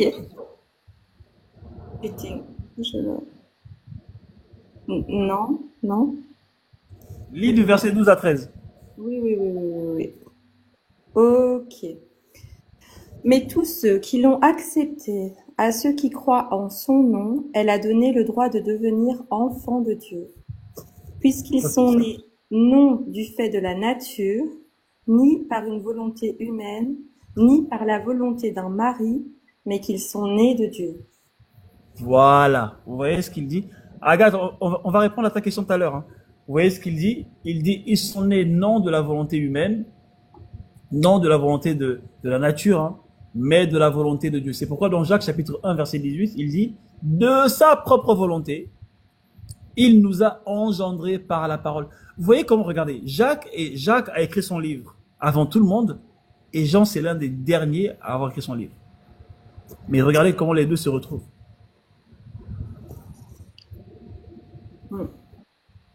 Est-ce que vous voyez comment c'est beau? C'est en fait, quand vous comprenez les Écritures, tout se relie en fait comme dans un puzzle. C'est trop facile à comprendre. Jean 1 va dire à tous ceux qui ont reçu la parole leur a donné le pouvoir de devenir enfants de Dieu par la volonté de Dieu. Jacques 1, 18. De sa propre volonté, donc de Dieu, il nous a engendrés par la parole. Donc lorsqu'il dit il nous a engendrés par la parole, il est en train de dire quoi? Que nous sommes nés de la parole, afin que nous soyons en quelque sorte les prémices de sa créature. Ça veut dire quoi? Qu'en réalité, nous étions avant la création du monde. Avant la fondation du monde, nous étions déjà là, dans la parole de Christ. Dans la parole de Dieu. Christ. C'est ce que nous sommes aujourd'hui, justement. C'est la raison pour laquelle on parle de Fils de Dieu. Le Fils de Dieu est éternel. Hein. Jésus-Christ n'a pas été créé par Dieu. Il y en a qui pensent qu'il a été créé par Dieu. Même nous, en réalité, on dit nouvelle création, on n'a pas été créé par Dieu. Et c'est là que ça devient intéressant. C'est là que ça devient intéressant parce qu'on va dire, oui, vous avez été créé par Dieu. On n'a pas été créé par Dieu. Parce que si on admet que nous avons été créés par Dieu, c'est admettre que Jésus-Christ a été créé par Dieu également. Non. Jésus-Christ a été fait chair. Et la notion de foi, dans sa définition la plus basique, c'est justement cet effet de rétroaction, en fait, en ce qui concerne la nouvelle naissance. Quand tu nais de nouveau, tu es fait chair avec ton apparence d'homme, mais tu es né de Dieu. C'est Dieu on va dire, c'est Dieu qui te fait arriver dans le monde, en fait. Ok, c'est Dieu qui te libère dans le monde. Tu nais de lui.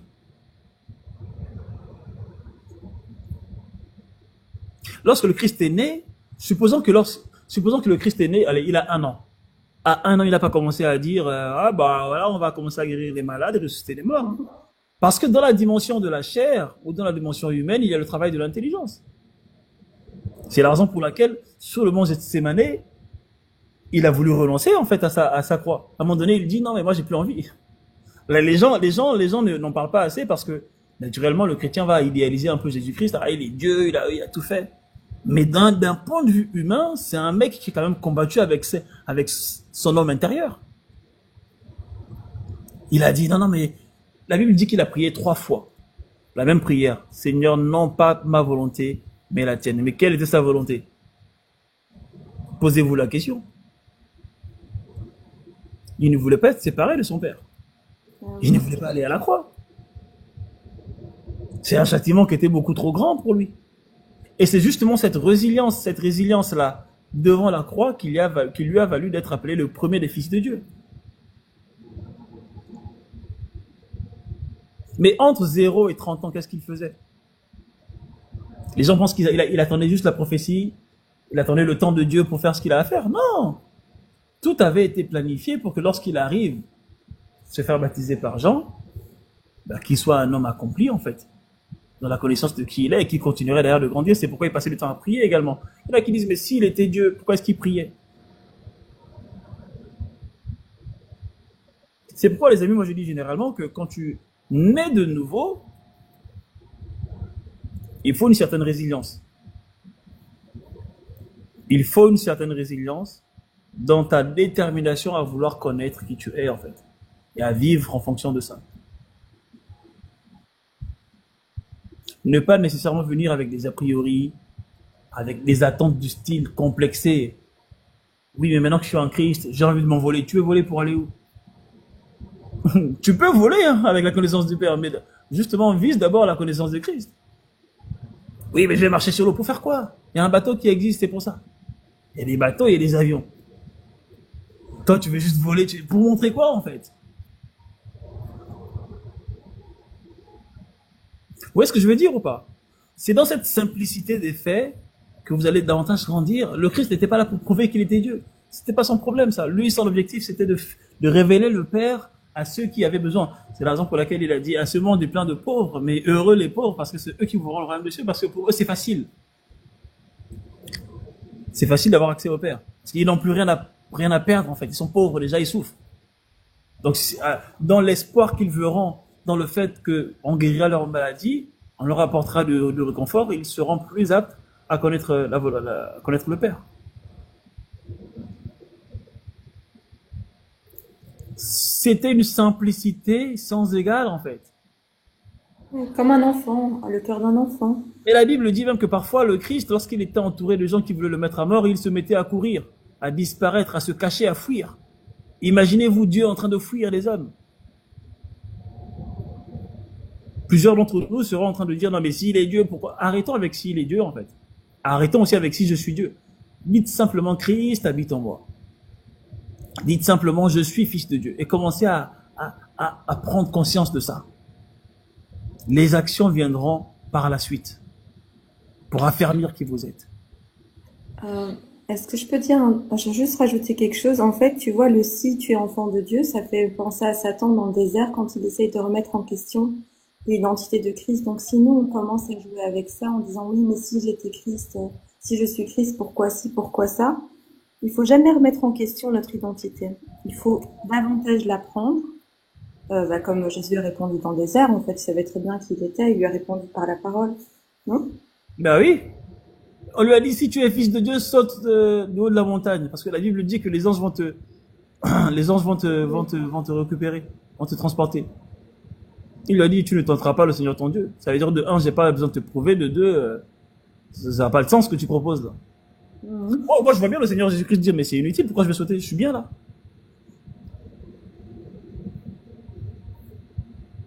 Vous voyez, ça rentre également dans le contexte de ceux qui veulent vivre sous la grâce en appliquant la loi.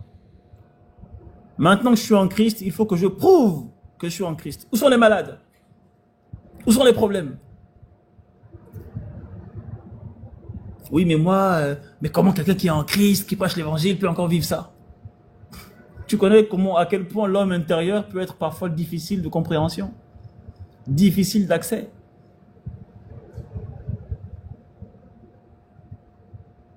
Vous connaissez comment est-ce que l'homme est formé? Vous savez, ce sont les mystères que Job a voulu débattre avec le Père.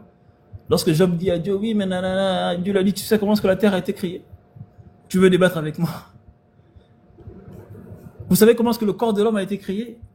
Avec les mains que nous avons, Dieu ne pouvait pas faire ce qu'il a fait avec le corps de l'homme. C'est-à-dire aller tisser les nerfs qui relient le cerveau et les membres. Ce sont des choses qui sont infiniment petites. Ce sont des choses qui sont infiniment fins. Avec les gros doigts que nous avons là, c'est impossible. Mais de quelle façon, dans quelle position, sous quelle forme le Père a-t-il créé l'homme?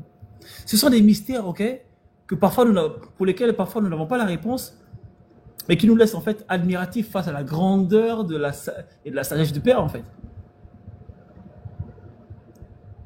Celui qui prétend connaître Dieu complètement se ment à lui-même, se trompe. Moi, j'ai tout compris de Dieu. Ah ouais? Parce que Dieu, c'est pas une personne. Hein. Moi, je l'ai dit dans un post. Je vous ai dit que Dieu n'est pas une personne, mais il peut devenir une personne. Dieu, c'est un esprit. Les gens peuvent lui donner le nom qu'ils veulent, mais Dieu reste un esprit. La raison pour laquelle Jésus-Christ est un homme, c'est parce que nous sommes des hommes. Et comme je le dis souvent, si nous étions des tortues, bah, le Christ serait venu en tortue. Si nous étions des cailloux, le Christ serait venu en caillou. Si Dieu voulait sauver les chiens, le Christ serait venu en chien, en fait. Celui qui a été fait à l'image de Dieu, c'est l'esprit de Dieu, c'est l'esprit de l'homme. Ok? Parce que pour Dieu, le matériel n'est qu'une expérience. Ce n'est que Là, on va rentrer dans des notions un peu compliquées, mais c'est la réalité. C'est la vérité. Le matériel, ok? La matière, la réalité, c'est facultatif pour le Père. Pourtant, plusieurs personnes ici sont prêtes à suivre les Avengers, les Thanos, qui claquent des doigts, à accepter toutes ces choses-là. Maintenant, quand il faut l'appliquer dans la vie de tous les jours, c'est compliqué. Pour ceux qui regardent les Avengers, etc., vous voyez que Thanos, il claque, hop, la réalité change. Ça ne vous dit rien, ça? Ce ne sont pas des choses que les hommes ont imaginées. Ne croyez pas que l'imagination de l'homme, c'est ça. Tout ce que l'homme a vient de Dieu. Enfin, tout ce que l'homme a de bon. Parce que du coup, le mal vient du péché.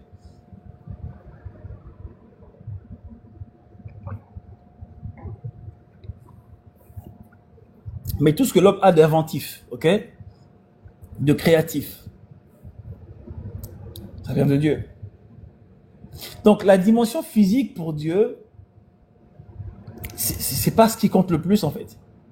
Parce que la dimension physique, comme on l'a dit, l'espace est lié au temps. Bah, c'est lié au temps, ça avance. Pour certains, ça peut périr. D'ailleurs, la raison pour laquelle le diable a péri, bah, c'est bien parce qu'il s'est plus attaché à sa dimension physique plutôt qu'à ce qu'il était spirituellement. Il a cessé de voir en qui il était à l'intérieur, il a commencé à voir ce qu'il possédait. Et je vous assure que le matériel, ça donne envie. Hein.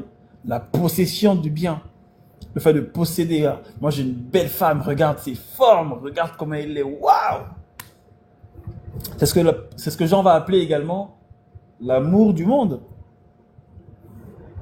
La convoitise des yeux, la convoitise de la chair et l'orgueil de la vie. Le fait d'avoir quelque chose, regarde mon compte en banque, il y a 5 chiffres, waouh! Il y a 6 chiffres, incroyable! Et très facile, tu peux commencer à t'estimer, très facilement, pardon, tu peux commencer à t'estimer par rapport à ça. Tu vas commencer à dire, moi, ma vie, c'est ça, en fait. Mais à partir du moment où tu te considères par rapport à ce que tu possèdes matériellement, tu commences à mourir. C'est ce que la Bible va appeler la corruption du corps. Tout ce qui est soumis au matériel est voué à la mort, en fait, à la corruption.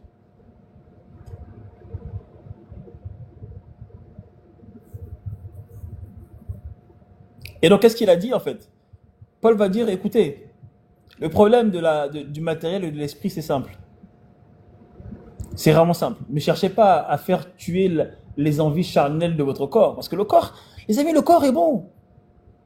Le corps, c'est un don de Dieu, en fait. Le corps est bien. Ne pensez pas que le corps, c'est votre ennemi.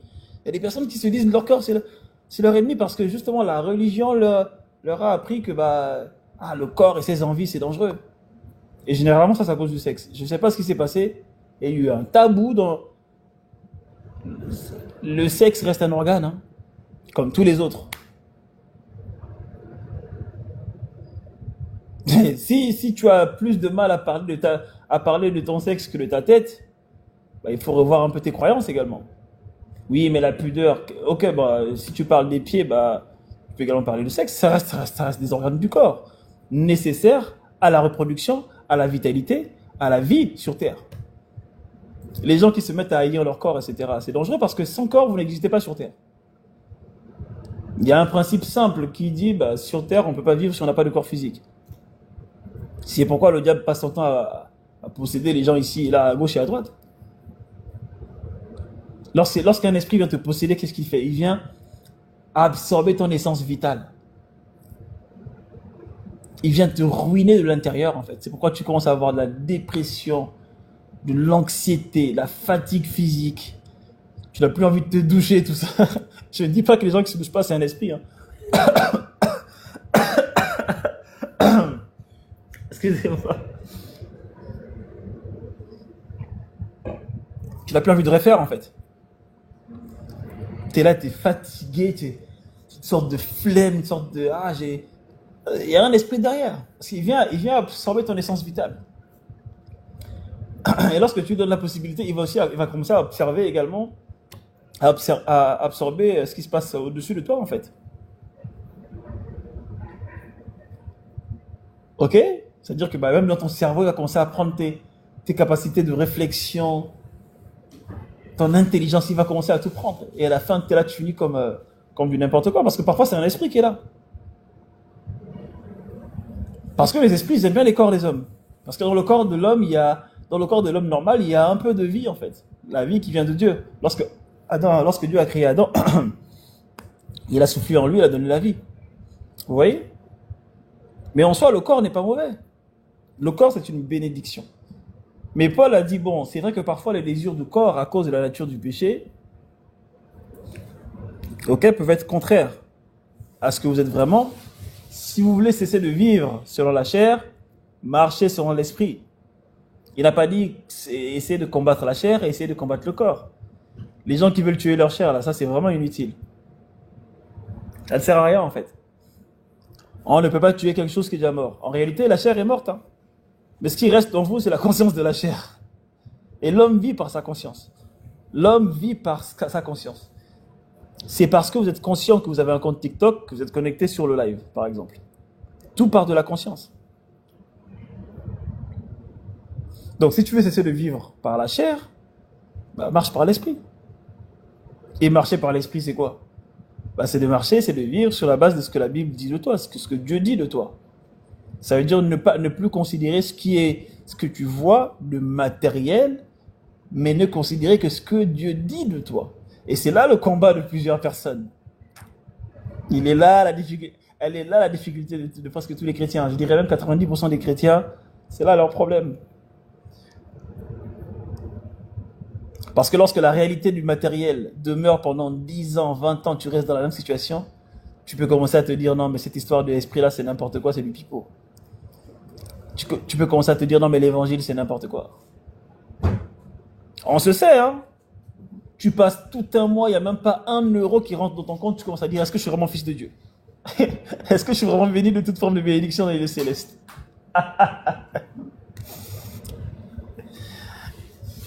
On sait. La maladie, t'es là, on a prié avec toi, on a confessé, mais là, la maladie persiste, tu te dis, mais est-ce que je suis vraiment enfant de Dieu, en fait? Est-ce que Christ habite vraiment moi? Parce que là, franchement, ce que je vois là, c'est compliqué.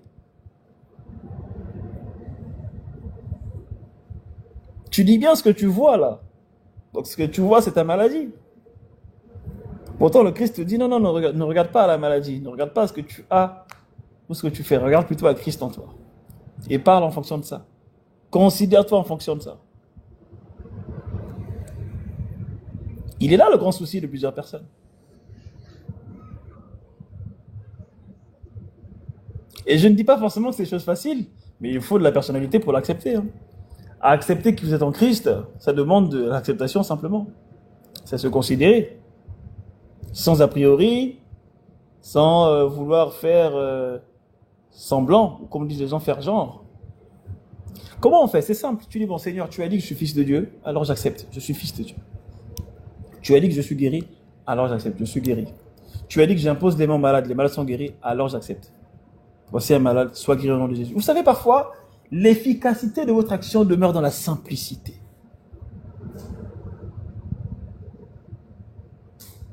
Dans la simplicité, dans la non-complexité de votre cœur, en fait, de vos actions.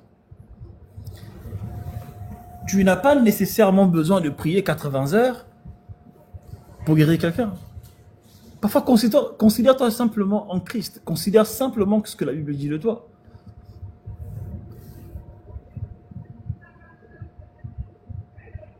Par moments, il y a des personnes, vous traversez une situation, vous commencez à prier, prier.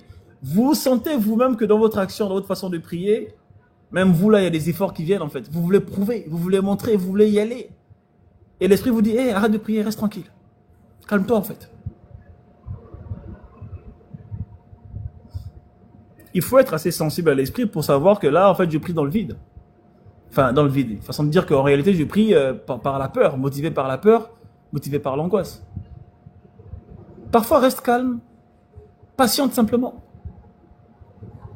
La patience, jusqu'à preuve du contraire, ça reste un fruit de l'esprit, hein, comme on dit. Mais il y a des gens qui veulent même outrepasser la patience au nom de la connaissance. Si je connais vraiment, alors pourquoi ça ne se passe pas? Patience.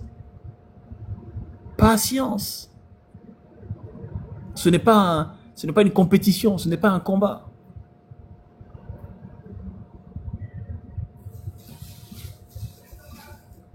Vous voyez ce que je veux dire ou pas, les amis?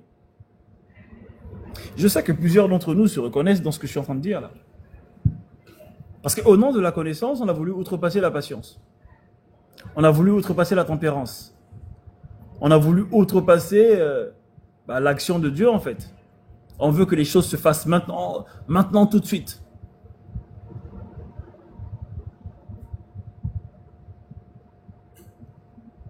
Pourquoi? Parce que Jésus-Christ dans la Bible, lorsqu'il priait, tout de suite c'était fait. Vous savez, il y a un passage dans la Bible, il y a 2 passages qui parlent du même sujet. L'histoire de l'arbre desséché là. Je crois que c'est dans Matthieu où ils disent qu'à l'instant même l'arbre a séché, ils l'ont remarqué. Et je crois que dans Marc, en tout cas dans l'un des autres évangiles, ils disent le lendemain ils ont remarqué.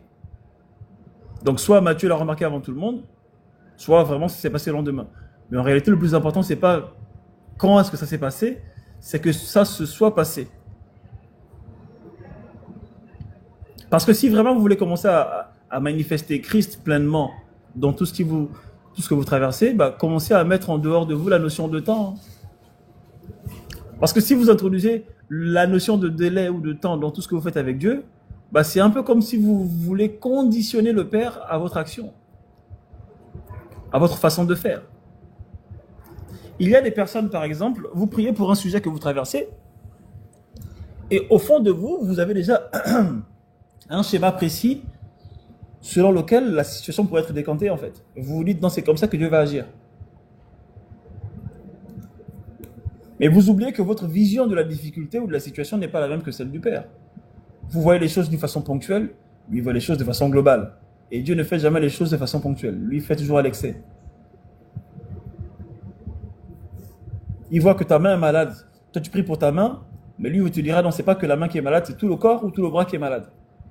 Et donc, lorsqu'il va te dire, non, au lieu de vouloir soigner ta main, va plutôt faire un exercice sur ton bras, tu diras, mais Seigneur, moi, c'est pas le bras que j'ai visé, moi, c'est la main que j'ai visée. Bah, en fait, lui, il fait les choses de façon globale. Toi, tu vois les choses de façon ponctuelle, parce que ce n'est que ce que tu vois. Supposons aujourd'hui que là, après le live, par quelque façon que ce soit, quelqu'un commence à avoir un peu mal au crâne. Ah, j'ai mal à la tête, la personne va commencer à confesser, je suis la vie de Dieu, je n'ai pas mal à la tête, super, super, super, super. Et là, il prie, et là, l'esprit lui dit, non, non, va plutôt faire du sport parce que c'est pas la tête qui a un problème. Mais toi, tu ne ressens la douleur que sur la tête, et donc tu seras focalisé que sur la tête. Et lui, il te dit, non, non, non, non, va plutôt faire du sport parce qu'en réalité, c'est le cœur qui a un problème. C'est le cœur qui a besoin de sport. Et là, tu diras, non, mais moi, j'ai pas mal au cœur, j'ai mal à la tête. Parce que toi, ta vision sera totalement ponctuelle et locale. Alors qu'en réalité, l'esprit te dit, non, non, c'est pas que la tête, c'est tout le corps qui a un problème. Vous voyez? C'est pourquoi il ne faut jamais s'attendre à une certaine façon de Dieu d'agir. Simplement reconnaissez que globalement vous êtes en Christ, et si vous avez un mal, ok, bah vous pouvez dire ok, la douleur du mal disparaît, mais confessez également que la vie de Christ est dans tout votre corps, et que tous les organes de votre corps sont restaurés. Ça, c'est un exemple. Mais cessez de vouloir conditionner le Père avec votre façon de faire.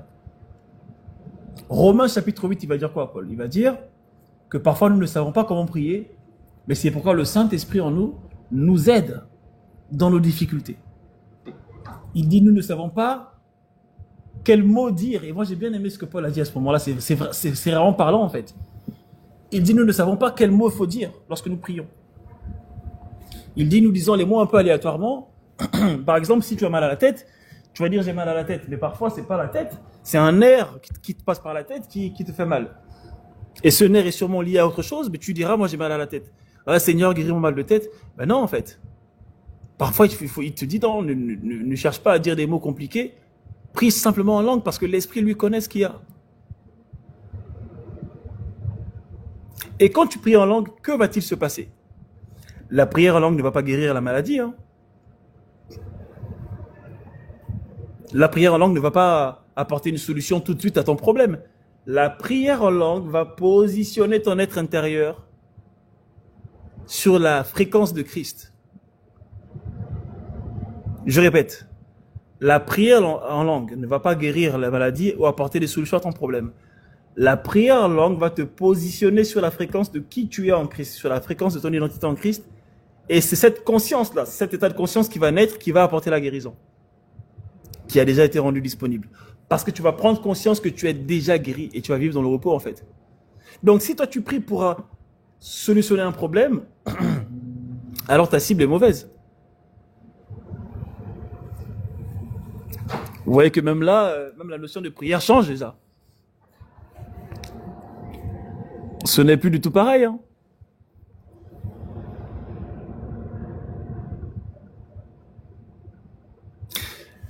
En ce qui vous concerne, lorsque vous vous mettez à prier pour vous, que vous priez en langue, la prière en langue agit sur votre être intérieur. Pas sur Dieu. Elle agit sur vous en fait. Elle vous aligne. Vous savez, la vie, comme on dit, tout n'est que vibration, fréquence et énergie, ok? La prière en langue va vous aligner sur la même fréquence que Christ. Sur la fréquence de votre identité en Christ. Et c'est cet alignement-là qui crée la conscience de votre identité, la conscience de qui vous êtes. Et une fois que vous êtes conscient de qui vous êtes, vous allez voir que là-bas, la peur, l'anxiété, la tristesse va disparaître et la solution sera trouvée. Simplement.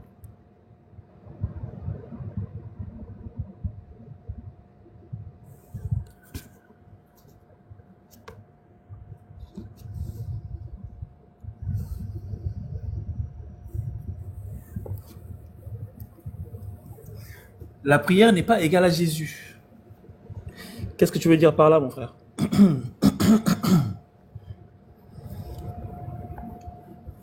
Vous voyez, donc c'est un peu ça. Et bon, tout ce qu'on fait aujourd'hui, hein, c'est comme je le dis, hein, c'est vraiment pour travailler sur notre être intérieur, afin de vivre à l'image de qui nous sommes. Que ce soit l'enseignement, la prière, etc. C'est vraiment pour être en phase, ok, avec qui nous sommes en Christ. Bon, on va terminer avec cette histoire de fin du monde, là. Ok, attendez 2 secondes, je vais juste mettre mon téléphone à charger.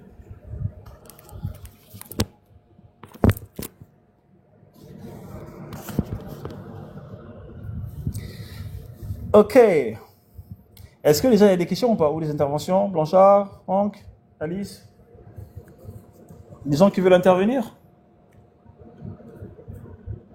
Moi, j'ai beaucoup parlé aujourd'hui. Hein. Ah oui, justement, c'est ça qui... Vous voyez maintenant ce que Alice avait dit là aussi. Hein? C'est aussi le problème de la plupart des chrétiens et aussi qui se passe. Vous voyez, pendant que Jésus était dans le désert. Je pense que c'est dans Luc, hein? J'ai ma Bible ici. C'est dans Luc où on parlait de ça, justement.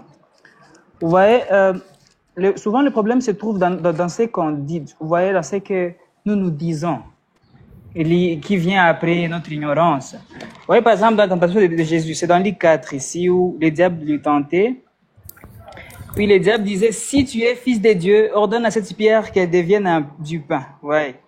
Maintenant, là, Jésus lui répondit. Après, si on avance encore, Jésus lui répondit. Et puis, juste, là, Jésus disait, il est écrit. Au 12e verset, Jésus lui répondit, il est dit, tu ne tenteras point le Seigneur ton Dieu. Alors, souvent, dans la plupart dans la vie courante, justement avec les chrétiens, ils ne pèsent pas la majeure partie ils ne pèsent pas le mot, en fait, le mot qu'ils donnent ou les mots qu'ils avancent. Ouais. Ils ne reconnaissent pas la puissance de mots. Vous voyez, Jésus, il disait, il est écrit. Juste au 12e verset, il est dit, tu ne tenteras point le Seigneur ton Dieu. Il est dit. Vous voyez, là, c'est le verbe dire. C'est ce que Dieu dit de lui, donc de ce que nous sommes, vous voyez. Donc, il y a des fois, les chrétiens font des prières, ils disent, oh Seigneur, moi, je ne peux pas, oh Seigneur, moi, je suis rien, moi. Vous voyez, ces choses-là viennent sur base d'une méconnaissance quelconque. Et c'est lié maintenant, et ces choses-là influencent souvent leur perception des choses. Et pourtant, moi, il y a des chrétiens qui disent, moi, depuis que je suis au ministère, ça fait 20 ans, je ne vois pas, et je suis toujours stérile, tu vois. Maintenant, moi, je leur demande, qu'est-ce que tu dis de ce que Dieu dit de toi dans ta vie?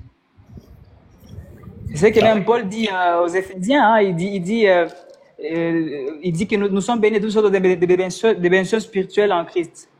Moi, je leur dis, normalement, ces bénédictions sont dans le monde spirituel, sont dans le spirituel. Maintenant, pour que ces bénédictions soient palpables, parce que les chrétiens veulent souvent des choses qui se voient, qui se touchent, donc ils aiment souvent marcher vers la chair.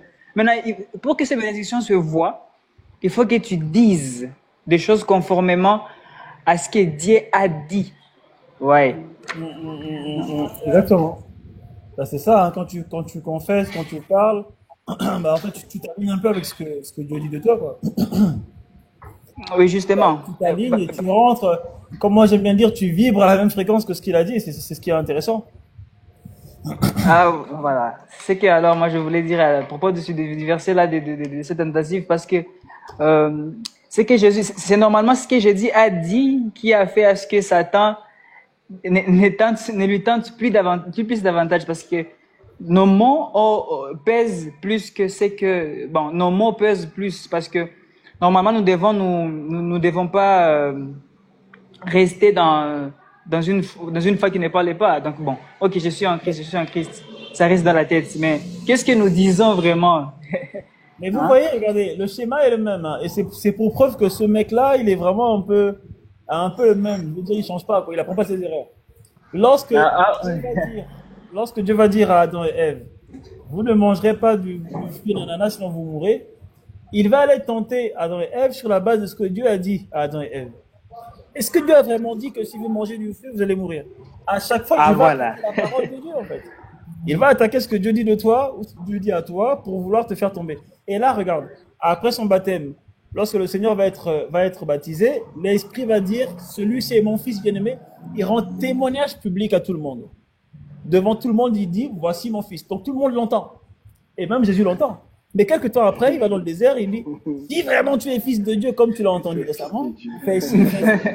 Il viendra toujours attaquer, en fait, ce que Dieu aura dit de toi. Et c'est là le problème. Les gens se disent que lorsque le diable va attaquer, il va venir avec des esprits. Non, non, non, non. C'est pas l'artillerie, ça. Ça, c'est rien. J'ai envie de dire, vaut mieux il vienne attaquer avec un esprit qu'il vienne t'attaquer sur la parole. Parce que si tu ne sais pas qui Ah tu oui. es, bah, c'est la confusion, hein. C'est la perdition. Et même dans la vie courante, celui qui vit en dehors de qui il est vraiment, ben, il est perdu, hein. C'est la raison pour laquelle vous voyez les gens qui se suicident parce que bah, ils finissent par vivre une vie, mais très loin de qui ils sont vraiment, tu vois. Parce que la connaissance de soi, l'amour de soi, c'est la clé de la vie, dans tous les sens du terme.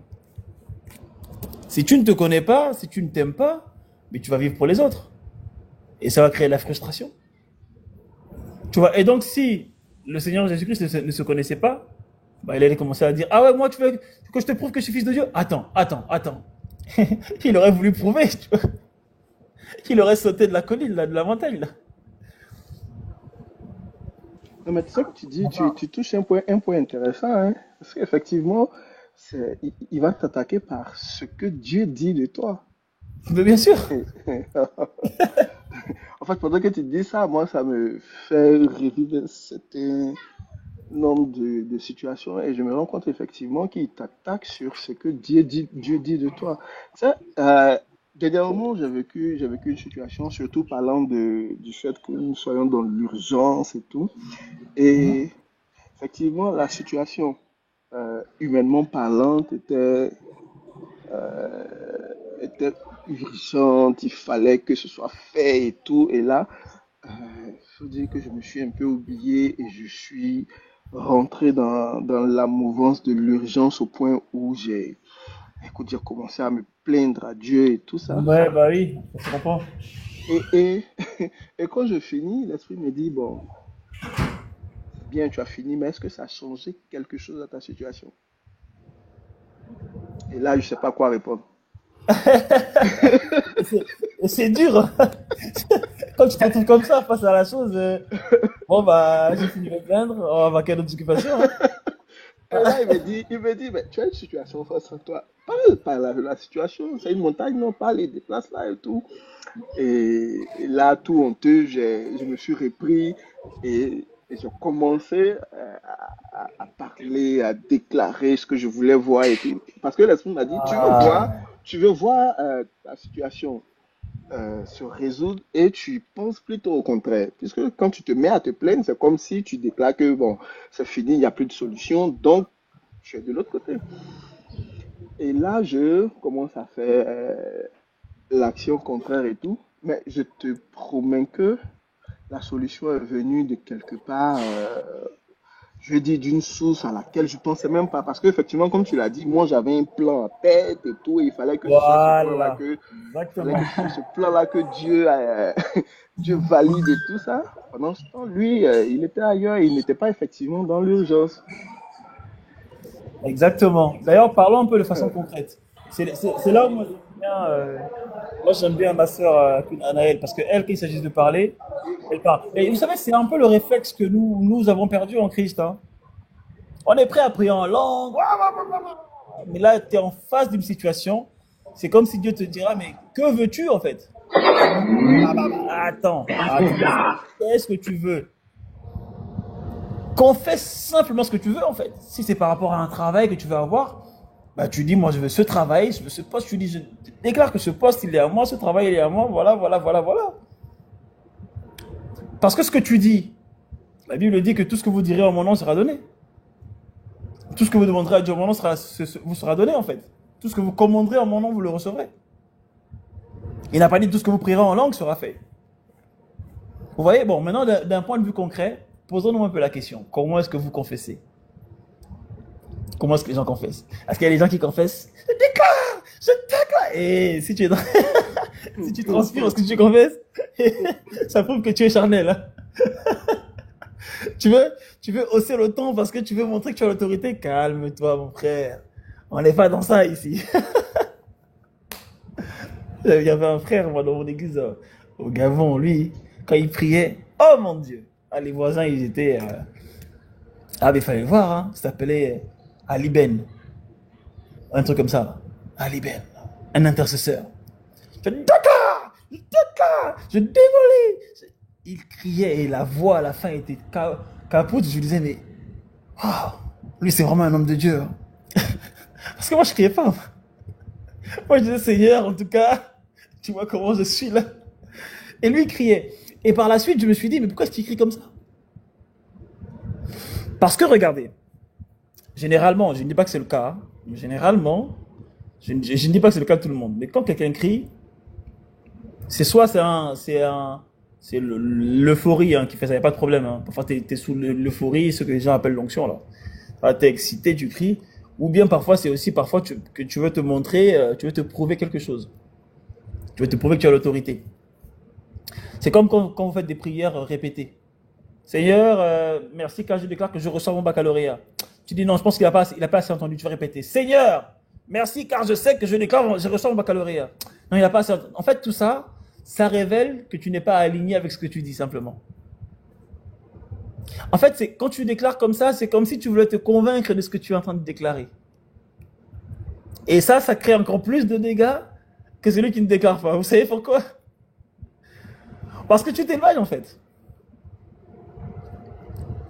Tu viens dans la loi. Apprenez à déclarer avec autorité, ce n'est pas déclarer à haute voix et fort. Déclarer, confesser avec autorité, c'est confesser avec la conscience de ton identité. Et regardez même les... Moi, en ce moment, je regarde une série sur le FBI. Mais ces gens, lorsqu'ils viennent te parler, FBI, ils ne veulent pas crier « Je suis du FBI, écoutez-moi !» Non. Ils montent sa plaque simplement. La personne en face, elle s'arrête. C'est l'autorité qui parle. La police, là, lorsqu'elle met sa tenue, là, elle n'a pas besoin de crier. Hein. Elle te voit, elle fait juste un geste sur le côté, tu vas sur le côté. Mais toi, tu viens crier, tu veux te convaincre non vraiment que j'ai l'autorité. Non, non, la confession n'est pas faite pour te convaincre. C'est quoi la loi de la confession? Ou ce que les gens appellent également la loi de la foi. 2 Corinthiens chapitre 10, je pense. Bon, vous trouverez les références. Il dit, j'ai cru, c'est pourquoi j'ai parlé. Il dit, j'ai cru, c'est pourquoi j'ai parlé. Pas j'ai parlé, c'est pourquoi j'ai cru. Hein. Regardez bien ce qu'il dit. Hein. Il ne va pas en inverse. Il dit, j'ai cru d'abord, et c'est pourquoi j'ai parlé. Donc, si tu parles quelque chose que tu ne crois pas, 0 sur 10. Si tu parles quelque chose que tu n'as pas accepté auparavant, c'est 0 sur 10. Bah, comme ta nouvelle naissance. C'est parce que tu as une conviction de cœur que tu parles. Ben oui. C'est ça, c'est exactement pareil. J'ai cru, c'est pourquoi je parlais. Jésus-Christ a dit, c'est de l'abondance du cœur que la bouche parle. En d'autres termes, il ne sert de rien de vouloir parler ce que ton cœur ne croit pas ou n'accepte pas. Un peu hors sujet, l'évangile de Thomas, moi je l'ai lu, moi je le recommande pas vraiment parce qu'en réalité c'est quand même très controversé. Hein. À moins que tu aies une bonne base solide sur la compréhension de Christ, Mais tu n'as pas besoin de... Vous savez, même avec un seul livre de la Bible, tu peux comprendre l'évangile. Un romain, c'est suffisant. Hein. Ouais. Pas besoin de lire tous les livres des apôtres. Vous voyez, le Christ a dit donc, c'est de l'abondance du cœur que la bouche parle. Et Paul a dit dans Romains également, il a dit, si tu crois dans ton cœur que le Christ est ressuscité d'entre les morts, et si tu le confesses de ta bouche qu'il est Seigneur, tu es sauvé. En d'autres termes, tu vois, c'est croire dans ton cœur qui parvient à la justice, et le fait de parler cette justice apporte le salut quotidien. Donc en réalité, les amis, leçon à tirer de tout ça, c'est quoi? C'est que tu peux être en Christ, fils de Dieu, né de nouveau, mais si tu ne parles pas, il y aura des choses que tu ne pourras pas forcément voir. Donc je ne dis pas de parler pour voir, je dis de parler ce que tu es en fait. Parler qui tu es. Par exemple, quand tu dis je suis la justice de Dieu, ben, tu dois savoir ce que ça implique. Quand tu dis je suis la sagesse de Dieu, tu dois savoir ce que ça implique. Quand tu dis Christ habite en moi dans mon corps, tu dois aussi savoir ce que ça implique. Autrement dit, tu peux dire par rapport à Christ habite en moi, tu peux dire je ne serai jamais malade. Tu ne dis pas ça parce que tu es malade, mais parce que tu reconnais que Christ habite en toi. Vous voyez ou pas? Mais tu peux juste dire j'ai la santé divine. Ou j'ai la vie de Dieu, voilà, j'ai la santé divine, simplement. Voilà. Pardon. Non mais oui, hein. Tu peux simplement dire, parce que généralement, ouais, c'est toujours bien de confesser les mots qui sont importants. Hein. Oui, bah oui. Il n'y a même pas besoin de dire malade en vrai, tu peux juste dire j'ai la Non. vie de Dieu en moi, tu vois. Exactement. Parce que ton corps, pardon, parce que ce que je voulais dire, c'est que ton corps n'est, bon, pas manifestation, mais bon, t'as compris, c'est de ta propre conscience. Si je sais que j'ai la vie divine en moi, il n'y a même pas besoin de parler de maladie. Enfin, je veux dire, dans le royaume de Dieu, la maladie n'existe pas. Il n'y a que la santé divine. Exactement. Tu dis simplement j'ai la vie de Dieu en moi. Christ habite en moi. Mm. Ok. Et parfois, vous connaissez bien l'histoire que j'aime bien raconter là, du pasteur qui avait fait qui avait eu une hémorragie interne au niveau du cerveau là, une hémorragie cérébrale. Et les médecins avaient commencé à dire à d'autres pasteurs qui étaient là, il avait dit oui, on est en train de le perdre. Il a dit non, non, on ne le perd pas. Vous savez, parfois il faut parler comme ça pour répondre aux circonstances. Lorsque quelqu'un vous dit oui, mais monsieur, on a fait une analyse de votre sang et voilà, on a trouvé une maladie incurable. Là, tu peux dire non, non, non, impossible. Je ne suis pas malade. Tu vois, tu peux confesser comme ça, pas parce que tu veux prouver, mais parce que tu reconnais simplement que ce qu'il a dit est annulé en fait.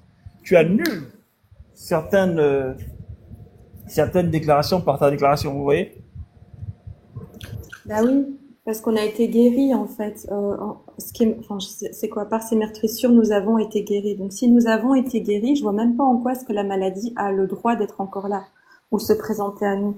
Nous avons été déjà guéris de toutes choses. Tu Oui, oui. comprends? Bah oui, je comprends tout à fait. Il y a un frère qui a dit un jour, mais Mardo, il m'a dit, Mardoché, mais si on a été guéri de toutes choses, pourquoi il y a encore des gens malades? Il m'a dit, mais si on est guéri, si tout le monde est guéri à la croix, pourquoi il y a encore des gens malades? Et je lui ai dit, bon, si la terre est riche, pourquoi il y a des gens pauvres? Parce qu'il y a des voleurs. C'est tout. Mais c'est vrai en plus. Bah oui, parce que... Non, mais surtout parce qu'il y a des gens qui ont décidé d'aller chercher ce qui a été rendu disponible, en fait. Pensez que les richesses sous terre, là... Aujourd'hui, vous savez que si vous découvrez... Bon, malheureusement, il y a des lois qui font que si tu découvres une mine d'or sous ton jardin, bon, apparemment, ça appartiendrait à moitié à l'État. Il y a des États où tout est à toi. Mais en réalité, avant que toutes ces politiques ne viennent tout mélanger, à l'époque, si tu trouves quelque chose sur ton jardin, c'est à toi, en fait. C'est comme si regardez à l'époque où Noé a reçu la gouvernance de la terre. Qu'est-ce qu'il a fait? Il avait 3 fils. Il a dit, bon, un, tu vas aller au nord, l'autre, tu vas aller au sud, et l'autre, tu vas rester au centre.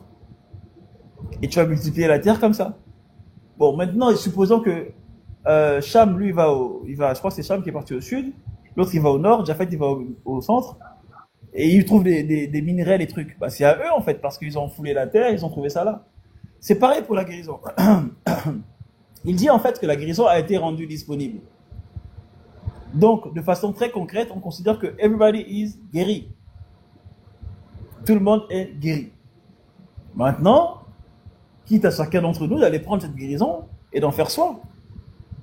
Et comment? Bah, en acceptant que j'ai été guéri en marchant par l'esprit. Mais il y a des personnes qui vont dire, ah oui, mais si j'ai été guéri, pourquoi je suis encore malade? Mais tu as accepté ou tu as décidé de vivre en fonction de ce que Dieu a dit que tu as été guéri, en fait? Et là, encore une fois, on rentre dans tout ce qui est réalité et croyance. Il faudrait que j'écrive un tome dessus, réalité et croyance, parce que c'est un sujet qui est assez intéressant. Tome 154. Ah oui, mais il faudrait que vraiment j'écrive dessus. Le dilemme entre la réalité et la croyance, les amis. Les croyances, c'est la chose la plus importante sur Terre. Les croyances dirigent vos émotions même. Mhm.